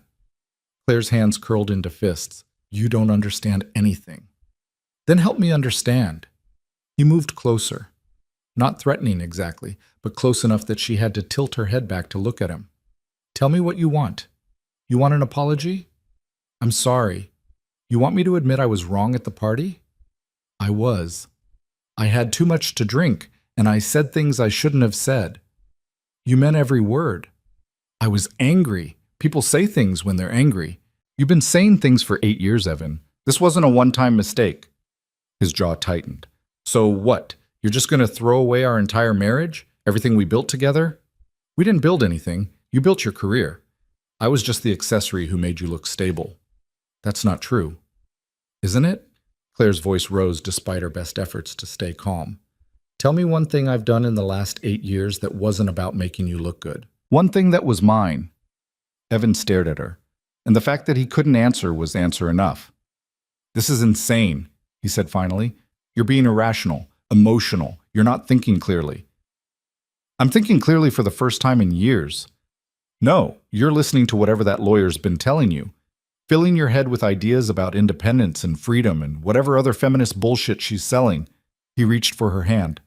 Claire jerked back. Come home, Claire. We can work this out. Marriage counseling, whatever you want. But this divorce is humiliating both of us. I don't care about being humiliated anymore. You should. Because when this is over, when you've burned through whatever money you think you're going to get, you'll have nothing. No friends. No reputation. No one's going to want the woman who destroyed Evan Bennett's marriage. Claire laughed. It came out bitter and sharp. You really think that's what scares me? That people won't want me? It should, because that's exactly what's going to happen. His voice dropped, became almost gentle, almost kind. I'm trying to help you here. Trying to save you from making the biggest mistake of your life. Come home. Drop this nonsense. We'll tell everyone you had a breakdown, that you're getting help. No one has to know how bad it got. How bad what got? Your mental state, the instability, the erratic behavior. He said it like he was reciting facts, like he actually believed it. I have documentation, Claire. Emails from you that sound unhinged, text messages, witnesses who will testify that you've been acting strangely for months. Cold spread through Claire's chest. You're lying. I'm protecting myself. And I'm giving you one last chance to protect yourself too. He pulled out his phone, pulled up something, and turned it toward her. Look. It was an email from her account, rambling and disconnected and absolutely nothing like anything she'd ever written. I didn't send that. You did, 3 weeks ago, 2 in the morning. You don't remember because you were drunk. I wasn't drunk, I never... Claire stopped, stared at the email, at the timestamp. 3 weeks ago, she'd been asleep by 10 because Evan had insisted they needed to be up early for some charity breakfast. She'd never sent this. You wrote that. You have my password. You sent that from my account. That's a serious accusation. It's the truth. Evan's expression hardened. See, this is what I'm talking about. The paranoia. The conspiracy theories. You're not well, Claire. And if you insist on going through with this divorce, I'm going to have to make sure the judge understands exactly how unwell you are. The door opened. Sarah stood there with 2 security guards, her expression carved from ice. Mr. Bennett, you need to leave. Now. Evan turned all smooth charm and easy confidence. I'm just talking to my wife. Your wife has a restraining order against you. Being in this room with her is a violation. Sarah stepped aside. Security will escort you out. If you come near her again, I'll have you arrested. For just a second, Evan's mask slipped. Claire saw the rage underneath. The cold, calculating fury of a man who just realized he was losing control. Then he smiled. See you in court, Claire. He left. The security guards followed. Sarah closed the door and turned to Claire. You okay? Claire was shaking. He forged emails. From my account. He's going to say I'm crazy. I know. We expected this. How can you be calm? He's going to destroy me. He's going to try. Sarah sat down across from her. But here's what he doesn't know. We've been monitoring his communications for the past week. We know he's been in contact with a private investigator who specializes in digging up dirt on divorce targets. We know he's been moving money out of joint accounts into ones you don't have access to. And we know he hired a reputation management firm to start planning stories about your supposed mental breakdown. Claire stared at her. How do you know all that? Because Adrian has better investigators than your husband has money to pay his. Sarah pulled out her own phone, showed Claire a screen full of transcripts and financial records. Everything Evan's doing to bury you, we're documenting. And when we get in front of that judge, we're going to show her exactly what kind of man your husband is. The hearing was worse than Claire had imagined. Evan's lawyer was a man named Richard Cross, silver-haired and expensive, with the kind of voice that made everything he said sound reasonable, even when it was a blatant lie. Your Honor, my client is deeply concerned about his wife's mental state. Over the past several months, Mrs. Bennett has exhibited increasingly erratic behavior. She's made wild accusations against my client, spent money recklessly, and on the night in question, fled a public event in what can only be described as a psychotic episode. Claire sat next to Sarah, trying not to react, trying not to let them see how much this hurt. Judge Maria Castellano was a woman in her 60s with sharp eyes and an expression that suggested she'd heard every lie lawyers could tell and wasn't impressed by any of them. Mr. Cross, those are serious allegations. Do you have evidence? We do, Your Honor. Cross handed a folder to the clerk. Emails from Mrs. Bennett showing paranoid ideation, text messages that are frankly incomprehensible, and affidavits from multiple witnesses attesting to her unstable behavior. Sarah stood. Your Honor, if I may. Those emails were sent from Mrs. Bennett's account, but there's significant evidence they weren't written by her. My client's husband has had access to her passwords and devices throughout their marriage. We believe he fabricated this evidence to support a narrative that allows him to maintain financial control. That's a baseless accusation, Cross said smoothly. Is it? Sarah produced her own folder. Because we have transcripts of Mr. Bennett's communications with a firm that specializes in what they call reputation management, including several emails where Mr. Bennett specifically asks how to make his wife appear unstable to a family court judge. The courtroom went very quiet. Judge Castellano held out her hand. The clerk brought her Sarah's folder. She read through it in silence, her expression never changing. Mr. Cross, I'm going to need more than forged emails and bought testimony to convince me that Mrs. Bennett is anything other than a woman trying to leave a controlling marriage. Cross's smooth confidence cracked slightly. Your Honor, my client is the victim here. His wife abandoned him without warning, has been refusing all contact, and is being advised by attorneys with a known bias against men in divorce proceedings. Counselor, if you're about to suggest that I'm biased because I'm a woman, I'd reconsider that strategy. Judge Castellano's voice was dry. Now let's talk about the restraining order. Mrs. Voss, your petition claims Mr. Bennett poses a credible threat to your client's safety. Support that. Sarah stood again. Mr. Bennett has a documented history of controlling behavior. He monitors his wife's communications, controls her access to money, has isolated her from friends and family, and as of this morning, violated the temporary restraining order by confronting her in a courthouse conference room. That was a conversation, Cross interjected, between husband and wife. That was witness intimidation, Sarah shot back, and we have security footage to prove it. Judge Castellano looked at Evan. Mr. Bennett, did you approach your wife this morning despite being served with a restraining order? Evan stood, all polished contrition. Your Honor, I wanted to talk to my wife, to try to resolve this without dragging it through court. I thought if we could just communicate. That's a yes. The judge made a note. Mr. Bennett, the restraining order is clear. You are to have no contact with your wife. No direct contact, no indirect contact, no contact through third parties. If you violate this order again, I will hold you in contempt. Do you understand? Yes, Your Honor. Good. She turned to Sarah. Mrs. Voss, I'm granting your petition for temporary support. Mr. Bennett will maintain all existing financial obligations and provide Mrs. Bennett with reasonable living expenses pending the outcome of these proceedings. I'm also granting exclusive use of the marital residence to Mrs. Bennett. Claire's breath caught. The house. She'd get the house. Except she didn't want it. Didn't want to set foot in that place ever again. Your Honor, she heard herself say, I don't want the house. Judge Castellano looked at her.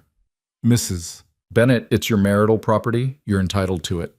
I understand, but I don't want it. I just want the divorce. Evan's lawyer looked like Christmas had come early. Your Honor, if Mrs. Bennett is willing to waive her claim to the residence— I didn't say she was waiving anything, Sarah interrupted. My client is stating a preference. The house can be sold and the proceeds divided, or Mr. Bennett can buy out her share. But she's not giving up her claim. The judge nodded. Noted. We'll address property division in the settlement negotiations. Is there anything else? Yes, Your Honor. Sarah's voice went cold.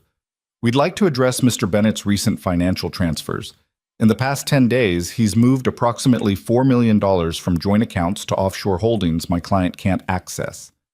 Cross was on his feet. Those are legitimate business investments. They're an attempt to hide assets. Sarah handed over another folder. We're requesting the court freeze all of Mr. Bennett's accounts pending a full financial disclosure. The judge read through the new evidence.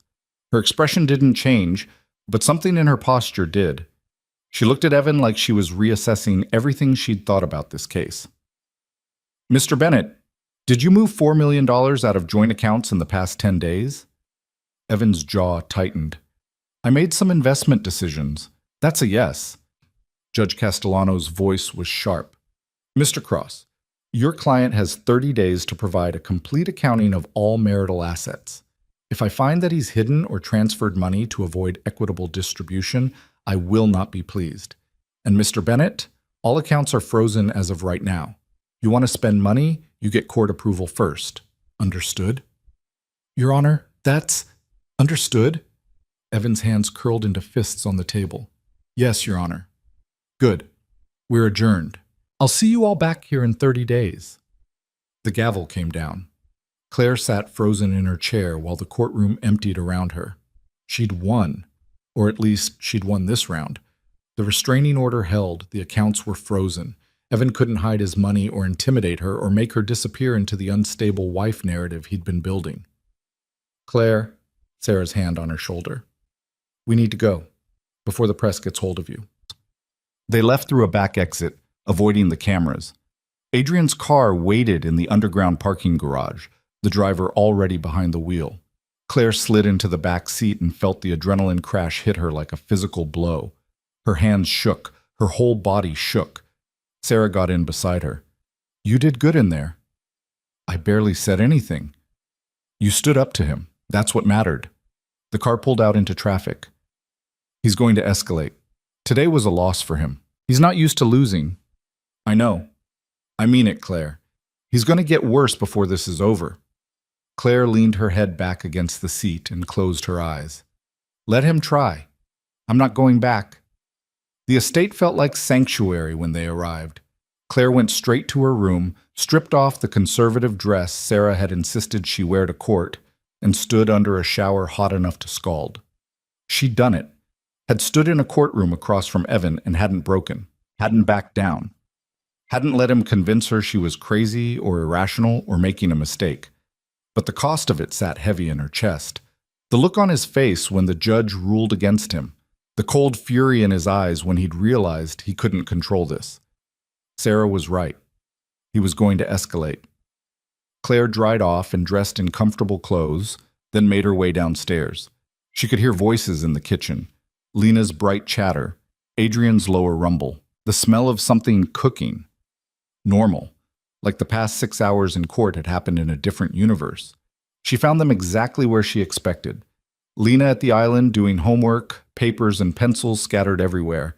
Adrian at the stove making what looked like stir-fry. Claire! Lena looked up, beaming. You're home. Papa's making dinner. It's Chinese night. So I see. Claire slid onto a stool. How was school? Good. We learned about fractions. They're weird. Lena went back to her math worksheet. Do you know about fractions? A little. Can you help me? Papa's helping, but he's cooking and he keeps forgetting where we were. I don't forget, Adrian protested. I'm just distracted by the fact that you don't show your work. But I did it in my head. Show your work anyway. Claire found herself smiling despite everything. She leaned over Lena's shoulder, looking at the worksheet. Okay, so what's confusing you? They worked through fractions while Adrian cooked, Lena's frustration gradually giving way to understanding. By the time dinner was ready, she'd finished the whole worksheet and was proud enough to demand Adrian put it on the refrigerator immediately. They ate at the island again. Chinese takeout on real plates. Lena told a long, involved story about a boy in her class who'd gotten in trouble for bringing a lizard to school. A live lizard? Claire asked. Yes, in his backpack, and it got out during reading time, and Mrs. Patterson screamed. Adrian shook his head. That kid's going to give his teachers heart attacks. He's just scientific, Lena said seriously. Like Papa. Papa knows about lizards. I know a little about a lot of things. Doesn't mean I bring them to school. After dinner, Lena went upstairs to read before bed. Adrian started cleaning up. Claire moved to help without thinking about it. You don't have to do that, Adrian said. I know. I want to. They worked in comfortable silence for a few minutes, loading the dishwasher, wiping down counters, domestic routines that felt strange and normal at the same time. Sarah called while you were upstairs, Adrian said finally. Told me about court. We won. This round. But Evan's not done. I know. Claire dried her hands on a towel. Sarah said the same thing. She's right.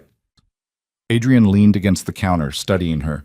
He's going to come at you harder now. Try to make you look incompetent or unstable or whatever narrative he thinks will stick. Let him. I'm done being afraid. I'm not saying you should be afraid. I'm saying you should be prepared. He crossed his arms. Evan's got resources, got connections, and he's motivated by the kind of rage that makes men do stupid, dangerous things. Are you trying to scare me? I'm trying to make sure you understand what you're up against. His voice was gentle but firm. This doesn't end until he either gives up or gets what he wants. And men like Evan don't give up. Then what do I do? You keep fighting. Keep letting Sarah handle the legal stuff. Keep staying here where he can't get to you. Adrian's expression hardened. And you trust me when I say I won't let him touch you. Claire believed him. That was the strange part. She barely knew this man, but she believed him absolutely when he said he'd keep her safe. Why do you care so much? She asked quietly. Adrian was quiet for a long moment. Because someone should have cared enough to keep Sophia safe. Should have seen the signs. Should have stopped her from going back to him. She went back? 3 times. And every time I thought she'd finally made it out. Finally gotten free. His jaw was tight.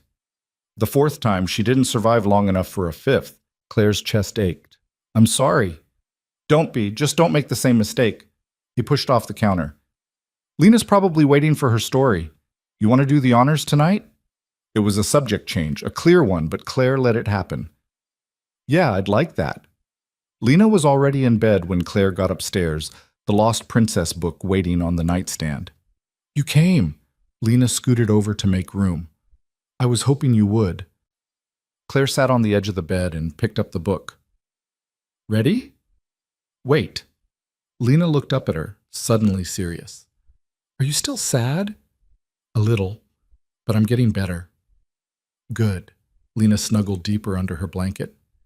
Papa says sometimes the sad never goes all the way away, but it gets smaller. Is that happening for you? Yeah, sweetheart. It's getting smaller. Okay, Lena smiled. You can start now. Claire read until Lena's eyes drooped, until her breathing evened out and sleep took her under. She closed the book and sat for a moment, watching this little girl who'd lost her mother and somehow still had enough trust left to let a stranger into her bedtime routine.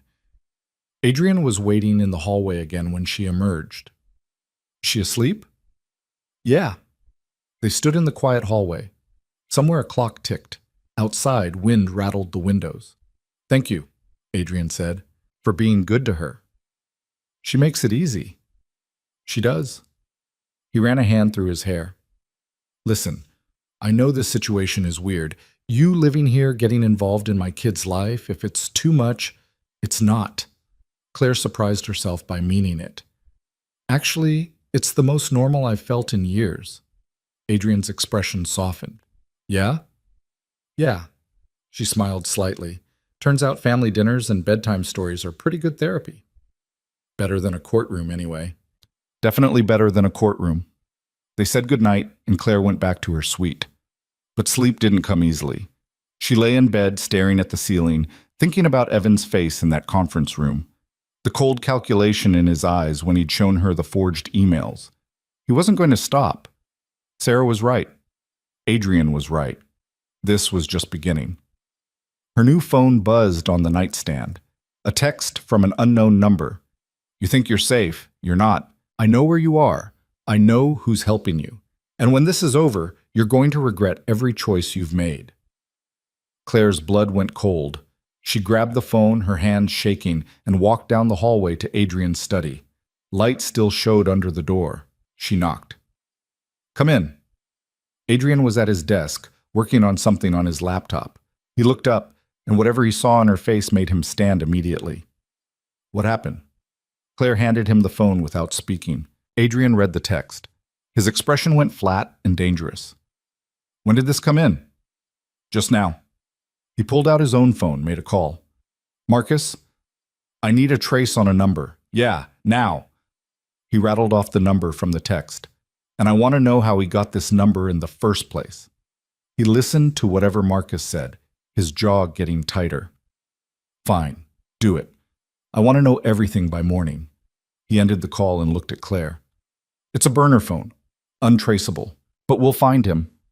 He knows where I am, Claire whispered. No, he doesn't. He's guessing, trying to scare you. It's working. Adrian set the phone down and crossed to her. Claire, look at me. She did. He can't get to you here. This place is a fortress. Security on every entrance, cameras everywhere, people who know their jobs. A text is just words. He can't touch you. He found my number, and we'll figure out how and plug that leak. But in the meantime, you're safe. I promise you that. Claire wanted to believe him, but Evan's words echoed in her head. I know where you are. I know who's helping you. What if he's not bluffing? She asked. What if he really does know? Then he's an idiot, because coming here would be the worst mistake he could make. Adrian's voice was cold. I've dealt with men like Evan before. They're all the same. They think money and connections make them untouchable. They're wrong. You sound very sure of that. I am. He moved back to his desk, pulled out a folder. You want to know who I am, Claire? What I actually do? Here. He handed her the folder. Inside were documents, financial records, legal filings, names she recognized from the news. You destroy people, Claire said slowly, reading through the papers. I destroy people who deserve it, people who hurt others and think they can buy their way out of consequences. Adrian leaned against his desk. That's what I do. That's who I am. And your husband threatening you on a burner phone is exactly the kind of stupid move that's going to make this easier. Claire looked up at him. Easier how? Because now we have evidence that he's trying to intimidate you, violating the restraining order, making threats. Adrian's smile was sharp. Sarah's going to love this. He was right. When Sarah arrived the next morning and saw the text, her expression went from professional to predatory in about 3 seconds. This is perfect. Perfect? Claire stared at her. He's threatening me. He's hanging himself. Sarah took screenshots of the text. We take this to the judge, show her that Evan's not just controlling, he's actively trying to intimidate you during divorce proceedings. This is exactly what we need to prove our case. But he used a burner phone. You can't prove it's him. We don't have to prove it beyond reasonable doubt. We just have to show that the text came in the middle of contentious divorce proceedings, contained specific threats, and references information only your husband would have. Sarah's smile was sharp. A judge is going to draw the obvious conclusion. Over the next week, things escalated exactly like Sarah and Adrian had predicted. More texts from burner phones. Flowers delivered to the estate with unsigned cards. A private investigator caught on the property line with a telephoto lens. Each incident was documented, photographed, reported. Each one added to the mounting evidence that Evan Bennett was a man losing control. And then, on a Thursday afternoon 2 weeks after the court hearing, everything came to a head. Claire was in the garden with Lena, helping her plant bulbs that would bloom in the spring. The afternoon was cold but clear, the kind of late autumn day that felt like the world holding its breath before winter. These will be tulips, Lena said seriously, placing a bulb in the hole they'd dug. Red ones, they're Papa's favorite. How do you know that? Mama planted them every year. Papa says they remind him of her. Claire's chest tightened. That's a nice memory. Yeah, Lena patted dirt over the bulb. Do you think she can see us? From wherever she is? I think if she can, she's very proud of you. Lena smiled. I hope so. A shout from the house made them both look up. One of the security team was running across the lawn toward them. Inside, now! Claire grabbed Lena's hand and ran, her heart hammering. Behind her, she could hear cars, multiple vehicles coming up the drive fast. They made it to the house. Security pulled them inside and locked the doors. What's happening? Claire demanded. Breach at the front gate. 3 vehicles. They rammed through. Evan. It had to be Evan. Where's Adrian? On his way. Stay here. The security guard moved to the windows, speaking into his radio in clipped professional tones. Lena clung to Claire's hand, her eyes wide. Is someone trying to hurt us? No, baby. We're safe. I promise. Outside, the vehicle skidded to a stop in the circular drive. Men got out, 6 of them. Not Evan. Hired muscle. The kind of men who did violence for money. Claire's blood ran cold. They were here for her. Evan had sent them to take her. And she was trapped in a house with a 7-year-old girl and a security team that was outnumbered 2 to 1. The security guard's radio crackled. A voice came through, calm and controlled despite the chaos outside. All units, hold position. Do not engage unless they breach the house. Backup is 3 minutes out. 3 minutes. Claire's mind raced through the math. 6 men outside. 3 security guards inside that she knew of. Lena pressed against her side, trembling but silent. Take her upstairs, the guard said to Claire without taking his eyes off the windows. There's a safe room in Mr. Moretti's office, behind the bookshelf on the north wall. Go, now. Claire didn't argue. She scooped Lena up even though the girl was getting too big to carry and ran for the stairs. Behind her, she heard the front door rattle. Heard voices shouting, heard the guard speaking into his radio again, calling for immediate backup. Adrian's office was at the end of the hall. Claire burst through the door, slammed it behind her, and looked frantically at the bookshelves. North wall. Which way was north? The window. The window faced the gardens. That was south. So north was... She found it. A section of shelving that looked identical to the rest, but had a small keypad hidden behind a decorative box. Claire set Lena down and punched in the only number that made sense, Lena's birthday, which she'd heard Adrian mention a dozen times. The bookshelf clicked and swung inward, revealing a small room lined with monitors showing security feeds from every angle of the property. Inside, Claire said, pushing Lena gently through the door. What about Papa? He's coming, I promise. Claire hoped that was true. Hoped Adrian was actually on his way and not just something the guard had said to keep her calm. She pulled the bookshelf closed behind them. The door locked automatically with a heavy thunk that sounded final. The safe room was small but well equipped. Monitors showing the grounds, a phone mounted on the wall, bottles of water, a first aid kit. This wasn't something Adrian had built on a whim. This was planned, prepared for. How many times had he needed a room like this? On the monitors, Claire could see the 6 men spreading out around the house. They weren't trying to break in yet, just positioning themselves, blocking exits, surrounding the place like they had all the time in the world. Because they did. This was private property, miles from anything. Even if someone called the police, response time would be 20 minutes minimum. Lena climbed into Claire's lap, and Claire wrapped her arms around the girl, trying to stop shaking, trying to be the calm, stable thing Lena needed right now. Tell me a story, Lena whispered. Like the princess book. I don't have the book, sweetheart. You know it by heart. You've read it to me every night. She was right. Claire had read it so many times the words were burned into her memory. So she started talking, quiet and steady, telling the story of a lost princess who found her way home, watching the monitors over Lena's head, watching those men circle the house like wolves. On screen, a new set of vehicles appeared at the broken gate, not ramming through, just pulling up and stopping. Men got out, more of them. But these moved differently, professionally, like soldiers. Adrian's backup. The 6 men around the house saw them too, started regrouping, realizing this wasn't going to be as easy as they'd thought. Then another car appeared, a town car that Claire recognized. Adrian got out, calm as if he was arriving for dinner instead of a hostage situation. Papa! Lena pressed her hands against the monitor showing the front drive. Claire's heart was in her throat.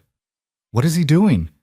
Adrian walked straight toward the men with the kind of confidence that made them hesitate, made them look at each other uncertainly. You've got about 30 seconds to get back in your vehicles and leave.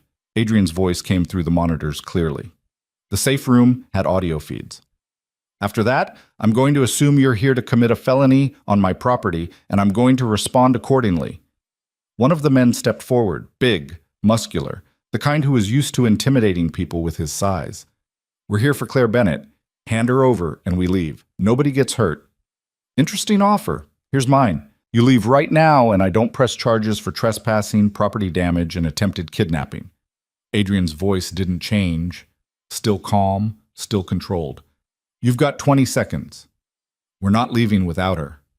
Then you're not leaving. The man lunged, fast for his size. But Adrian was faster. He sidestepped, caught the man's arm, and used his momentum to send him crashing face first into the gravel drive. The other 5 moved at once. What happened next was chaos captured in high definition on multiple camera angles. Adrian's security team engaged. Professionally trained men against hired thugs who'd probably never faced real opposition in their lives. It was over in less than 2 minutes. All 6 men on the ground, some unconscious, some groaning, all of them neutralized. Adrian stood in the middle of it, not even breathing hard, and pulled out his phone. Marcus, we're going to need police out here after all. And make sure they bring enough vehicles for 6 arrests. He paused, listening. Yeah. Attempted kidnapping. We've got it all on camera, every second. He ended the call and looked directly at one of the cameras, at the one that fed into the safe room. Claire, you can come out now. It's over. Claire didn't move for a long moment, just sat there holding Lena, trying to process what she'd just witnessed. Is Papa okay? Lena asked. Yeah, baby, he's fine. More than fine. He'd just taken down 6 men like it was nothing. They emerged from the safe room to find Adrian waiting in his office. He looked rumpled but unharmed. His jacket was off, his shirt sleeves rolled up, but there wasn't a mark on him. Lena launched herself at him.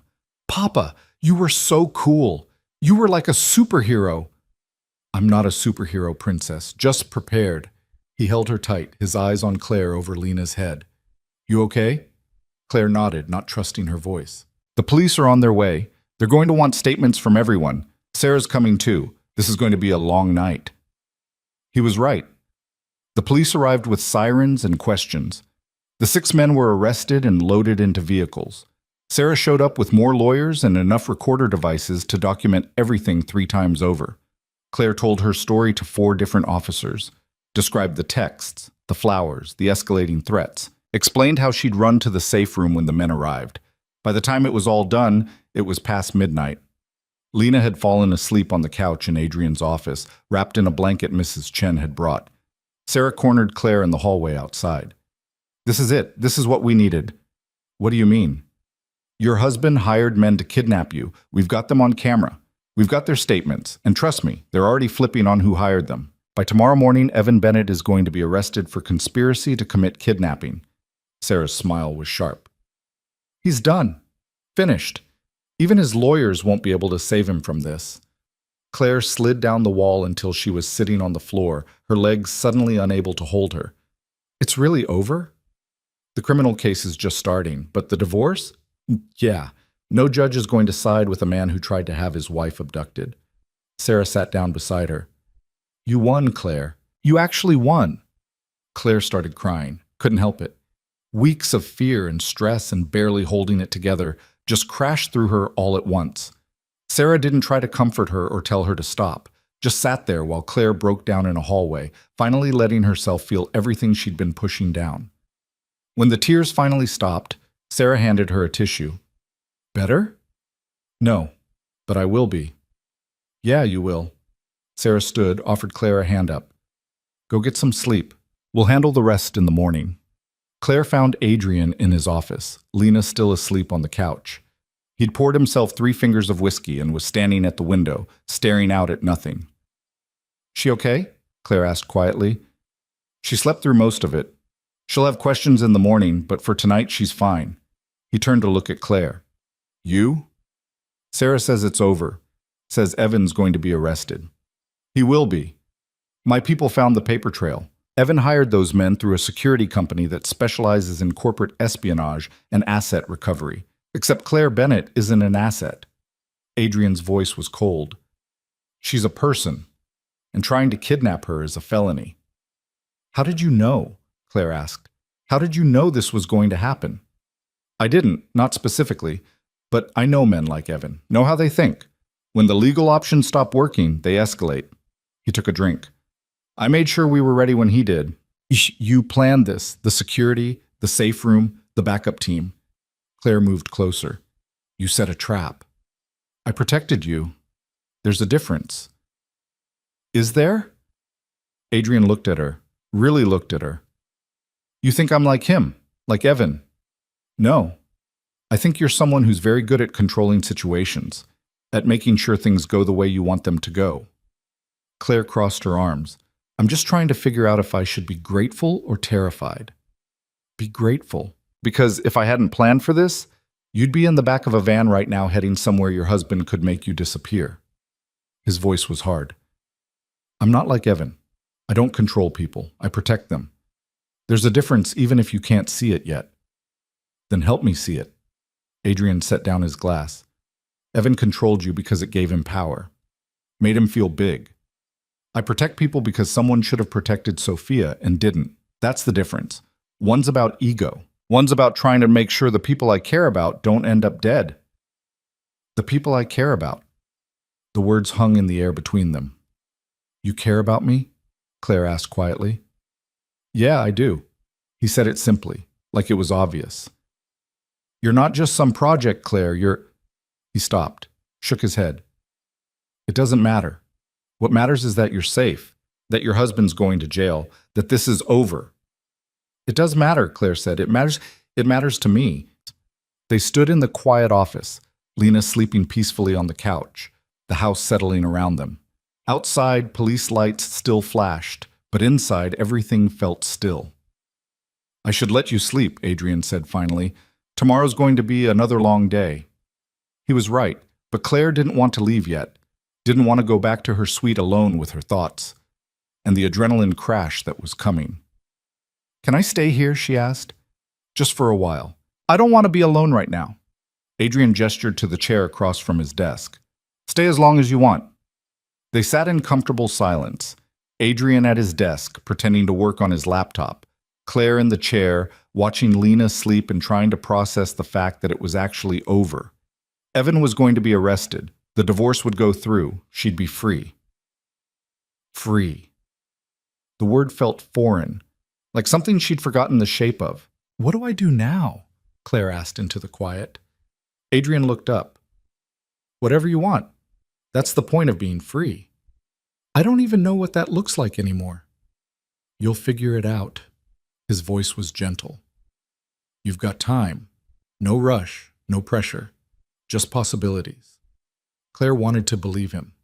Wanted to believe there was a life waiting for her beyond the divorce and the fear and the constant looking over her shoulder. But she'd been living in survival mode for so long that imagining anything else felt impossible. Dawn was breaking gray and cold when Claire finally went upstairs. She slept for a few hours, dreamless and exhausted, and woke to her phone ringing. Sarah's name on the screen. Turn on the news, Sarah said without preamble. Channel 7. Claire found the remote and turned on the television in her suite. Channel 7 was in the middle of a breaking news report. Evan's face filled the screen. Not his polished publicity photo, his booking photo, looking haggard and furious and completely out of control. Prominent Chicago financier Evan Bennett was arrested this morning on charges of conspiracy to commit kidnapping, the anchor said. According to police, Bennett hired 6 men to abduct his estranged wife from a private residence. The attempted kidnapping was thwarted by security personnel, and all 6 men are also in custody. Bennett is being held without bail pending arraignment. Claire stared at the screen, at Evan in handcuffs, at the man who'd controlled every aspect of her life for 8 years looking powerless and small. You still there? Sarah asked. Yeah. His lawyers are already trying to spin this, claiming it was a misunderstanding, that he just wanted to talk to you and the security company overstepped. Sarah's voice was dry. It's not going to work. We've got too much evidence, but he's going to fight. How long? Months, maybe longer. But he's not getting out of this, Claire. Even if he somehow beats the kidnapping charge, we've got enough for the divorce. You're going to be free of him. Free. There was that word again. Thank you, Claire said, for everything. Thank me when it's over. For now, just keep breathing. The next weeks were a blur of legal proceedings and media attention. Evan's arrest made national news. The story had everything reporters loved: wealth, power, a controlling husband, an attempted kidnapping thwarted by private security. Claire stayed at the estate, away from the cameras and the questions. Adrian's lawyers handled the press. Sarah handled the legal side. And Claire tried to figure out who she was when she wasn't being Evan's wife. It was harder than it should have been. She'd spent 8 years molding herself around Evan's expectations. 8 years making herself smaller and quieter and more convenient. Unlearning that took time. But she had time. And she had space. And she had people who actually cared whether she was okay. Adrian gave her room to breathe, but never disappeared completely. He was just there. A steady presence in the background of her healing. Never pushing. Never demanding. Just existing in her orbit and letting her decide how close she wanted to be. Lena was less subtle. The girl had decided Claire was part of their family, and that was that. She dragged Claire to school events and art projects and insisted Claire had to approve every outfit before Lena would wear it. Mrs. Chen quietly made sure Claire ate proper meals and slept enough and had everything she needed before she knew she needed it. It felt like family, like the kind of family Claire had thought she'd have when she married Evan, but had never actually gotten. 6 weeks after the attempted kidnapping, Claire sat in a courtroom watching Evan take a plea deal. Conspiracy to commit kidnapping in exchange for a reduced sentence. 5 years. Eligible for parole in 3. It wasn't enough. Would never be enough for what he'd done. But it was over. The divorce was finalized a week later.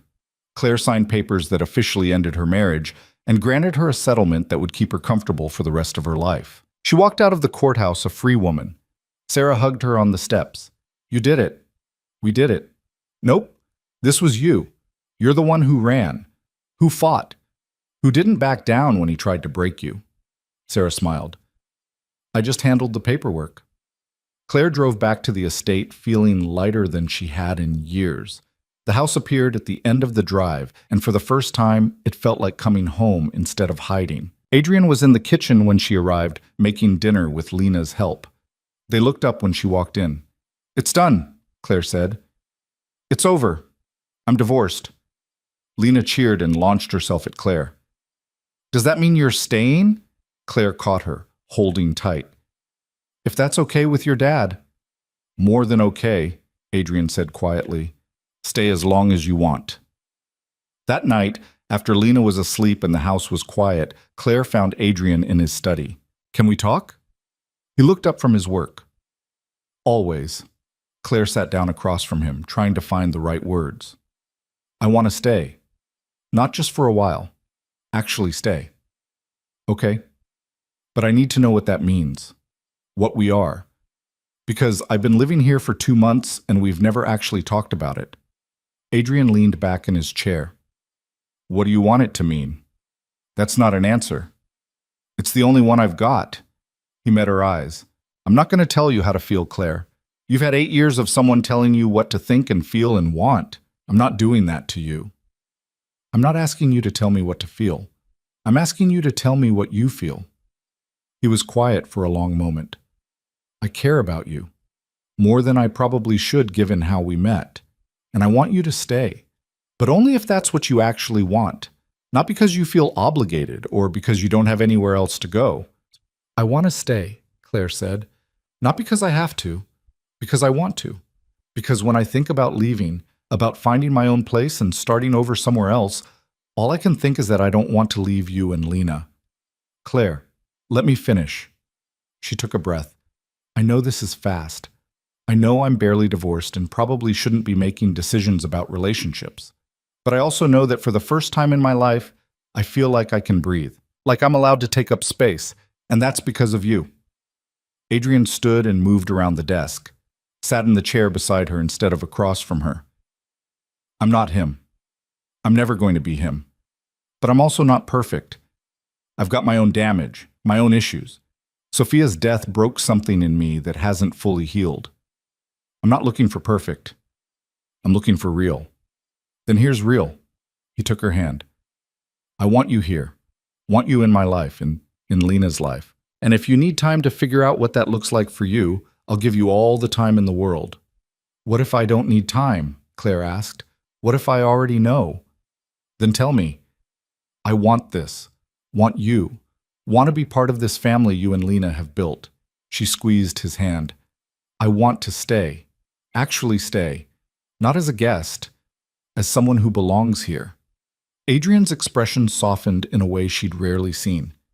You already belong here. You have since the night I found you in that cafe. He kissed her, gentle at first, then deeper, like he'd been holding back for weeks and had finally been given permission to stop. When they pulled apart, Claire was smiling. So what now? Now we take it one day at a time. No rush, no pressure. Just us figuring this out together.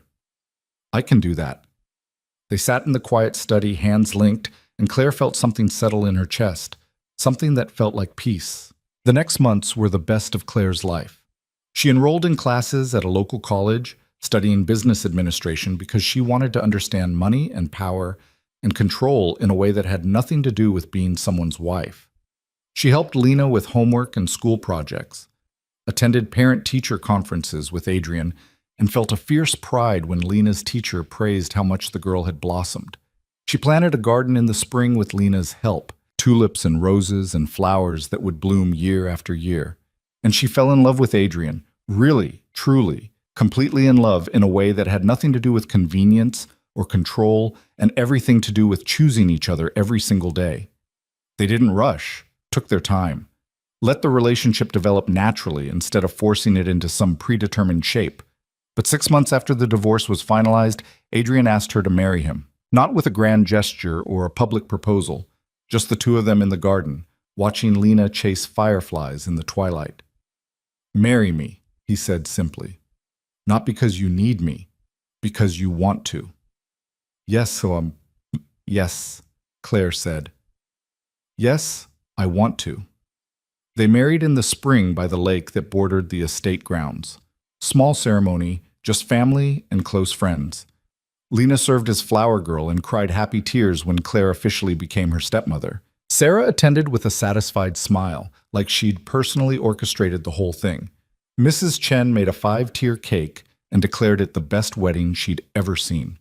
And Claire stood beside Adrian, wearing a dress she'd chosen herself, and meant every word of the vows she spoke. This was real. This was hers. This was the life she'd built from the ashes of the one Evan had tried to burn down. That night, after Lena was asleep and the guests had gone home, Claire and Adrian sat on the terrace overlooking the grounds. The house was quiet. The stars were out. Everything felt settled and right. Happy? Adrian asked. Claire leaned against him, his arm around her shoulders. Yeah, I really am. Good. That's all I wanted. They sat in comfortable silence, watching the moon rise over the lake. Claire thought about the woman she'd been a year ago, broken and scared and running through the rain with nowhere to go. And she thought about the woman she was now, strong and whole and exactly where she belonged. It had been a long road, full of fear and pain and moments where she'd almost given up. But she hadn't. She'd fought. She'd survived. She'd built something beautiful from the wreckage. And now, sitting at the quiet night with the man she loved and the daughter she'd gained and the life she'd claimed as her own, Claire finally understood what freedom actually meant. It meant choosing. Every day. Every moment. Choosing the life she wanted instead of accepting the one someone else decided she deserved. It meant being whole instead of small. It meant being loved for who she was instead of what she could provide. It meant home. Claire smiled and let herself sink deeper into Adrian's embrace, into the peace of this moment, into the future that stretched ahead like an open road. She'd run into the rain with nothing and found everything, and she was never letting go.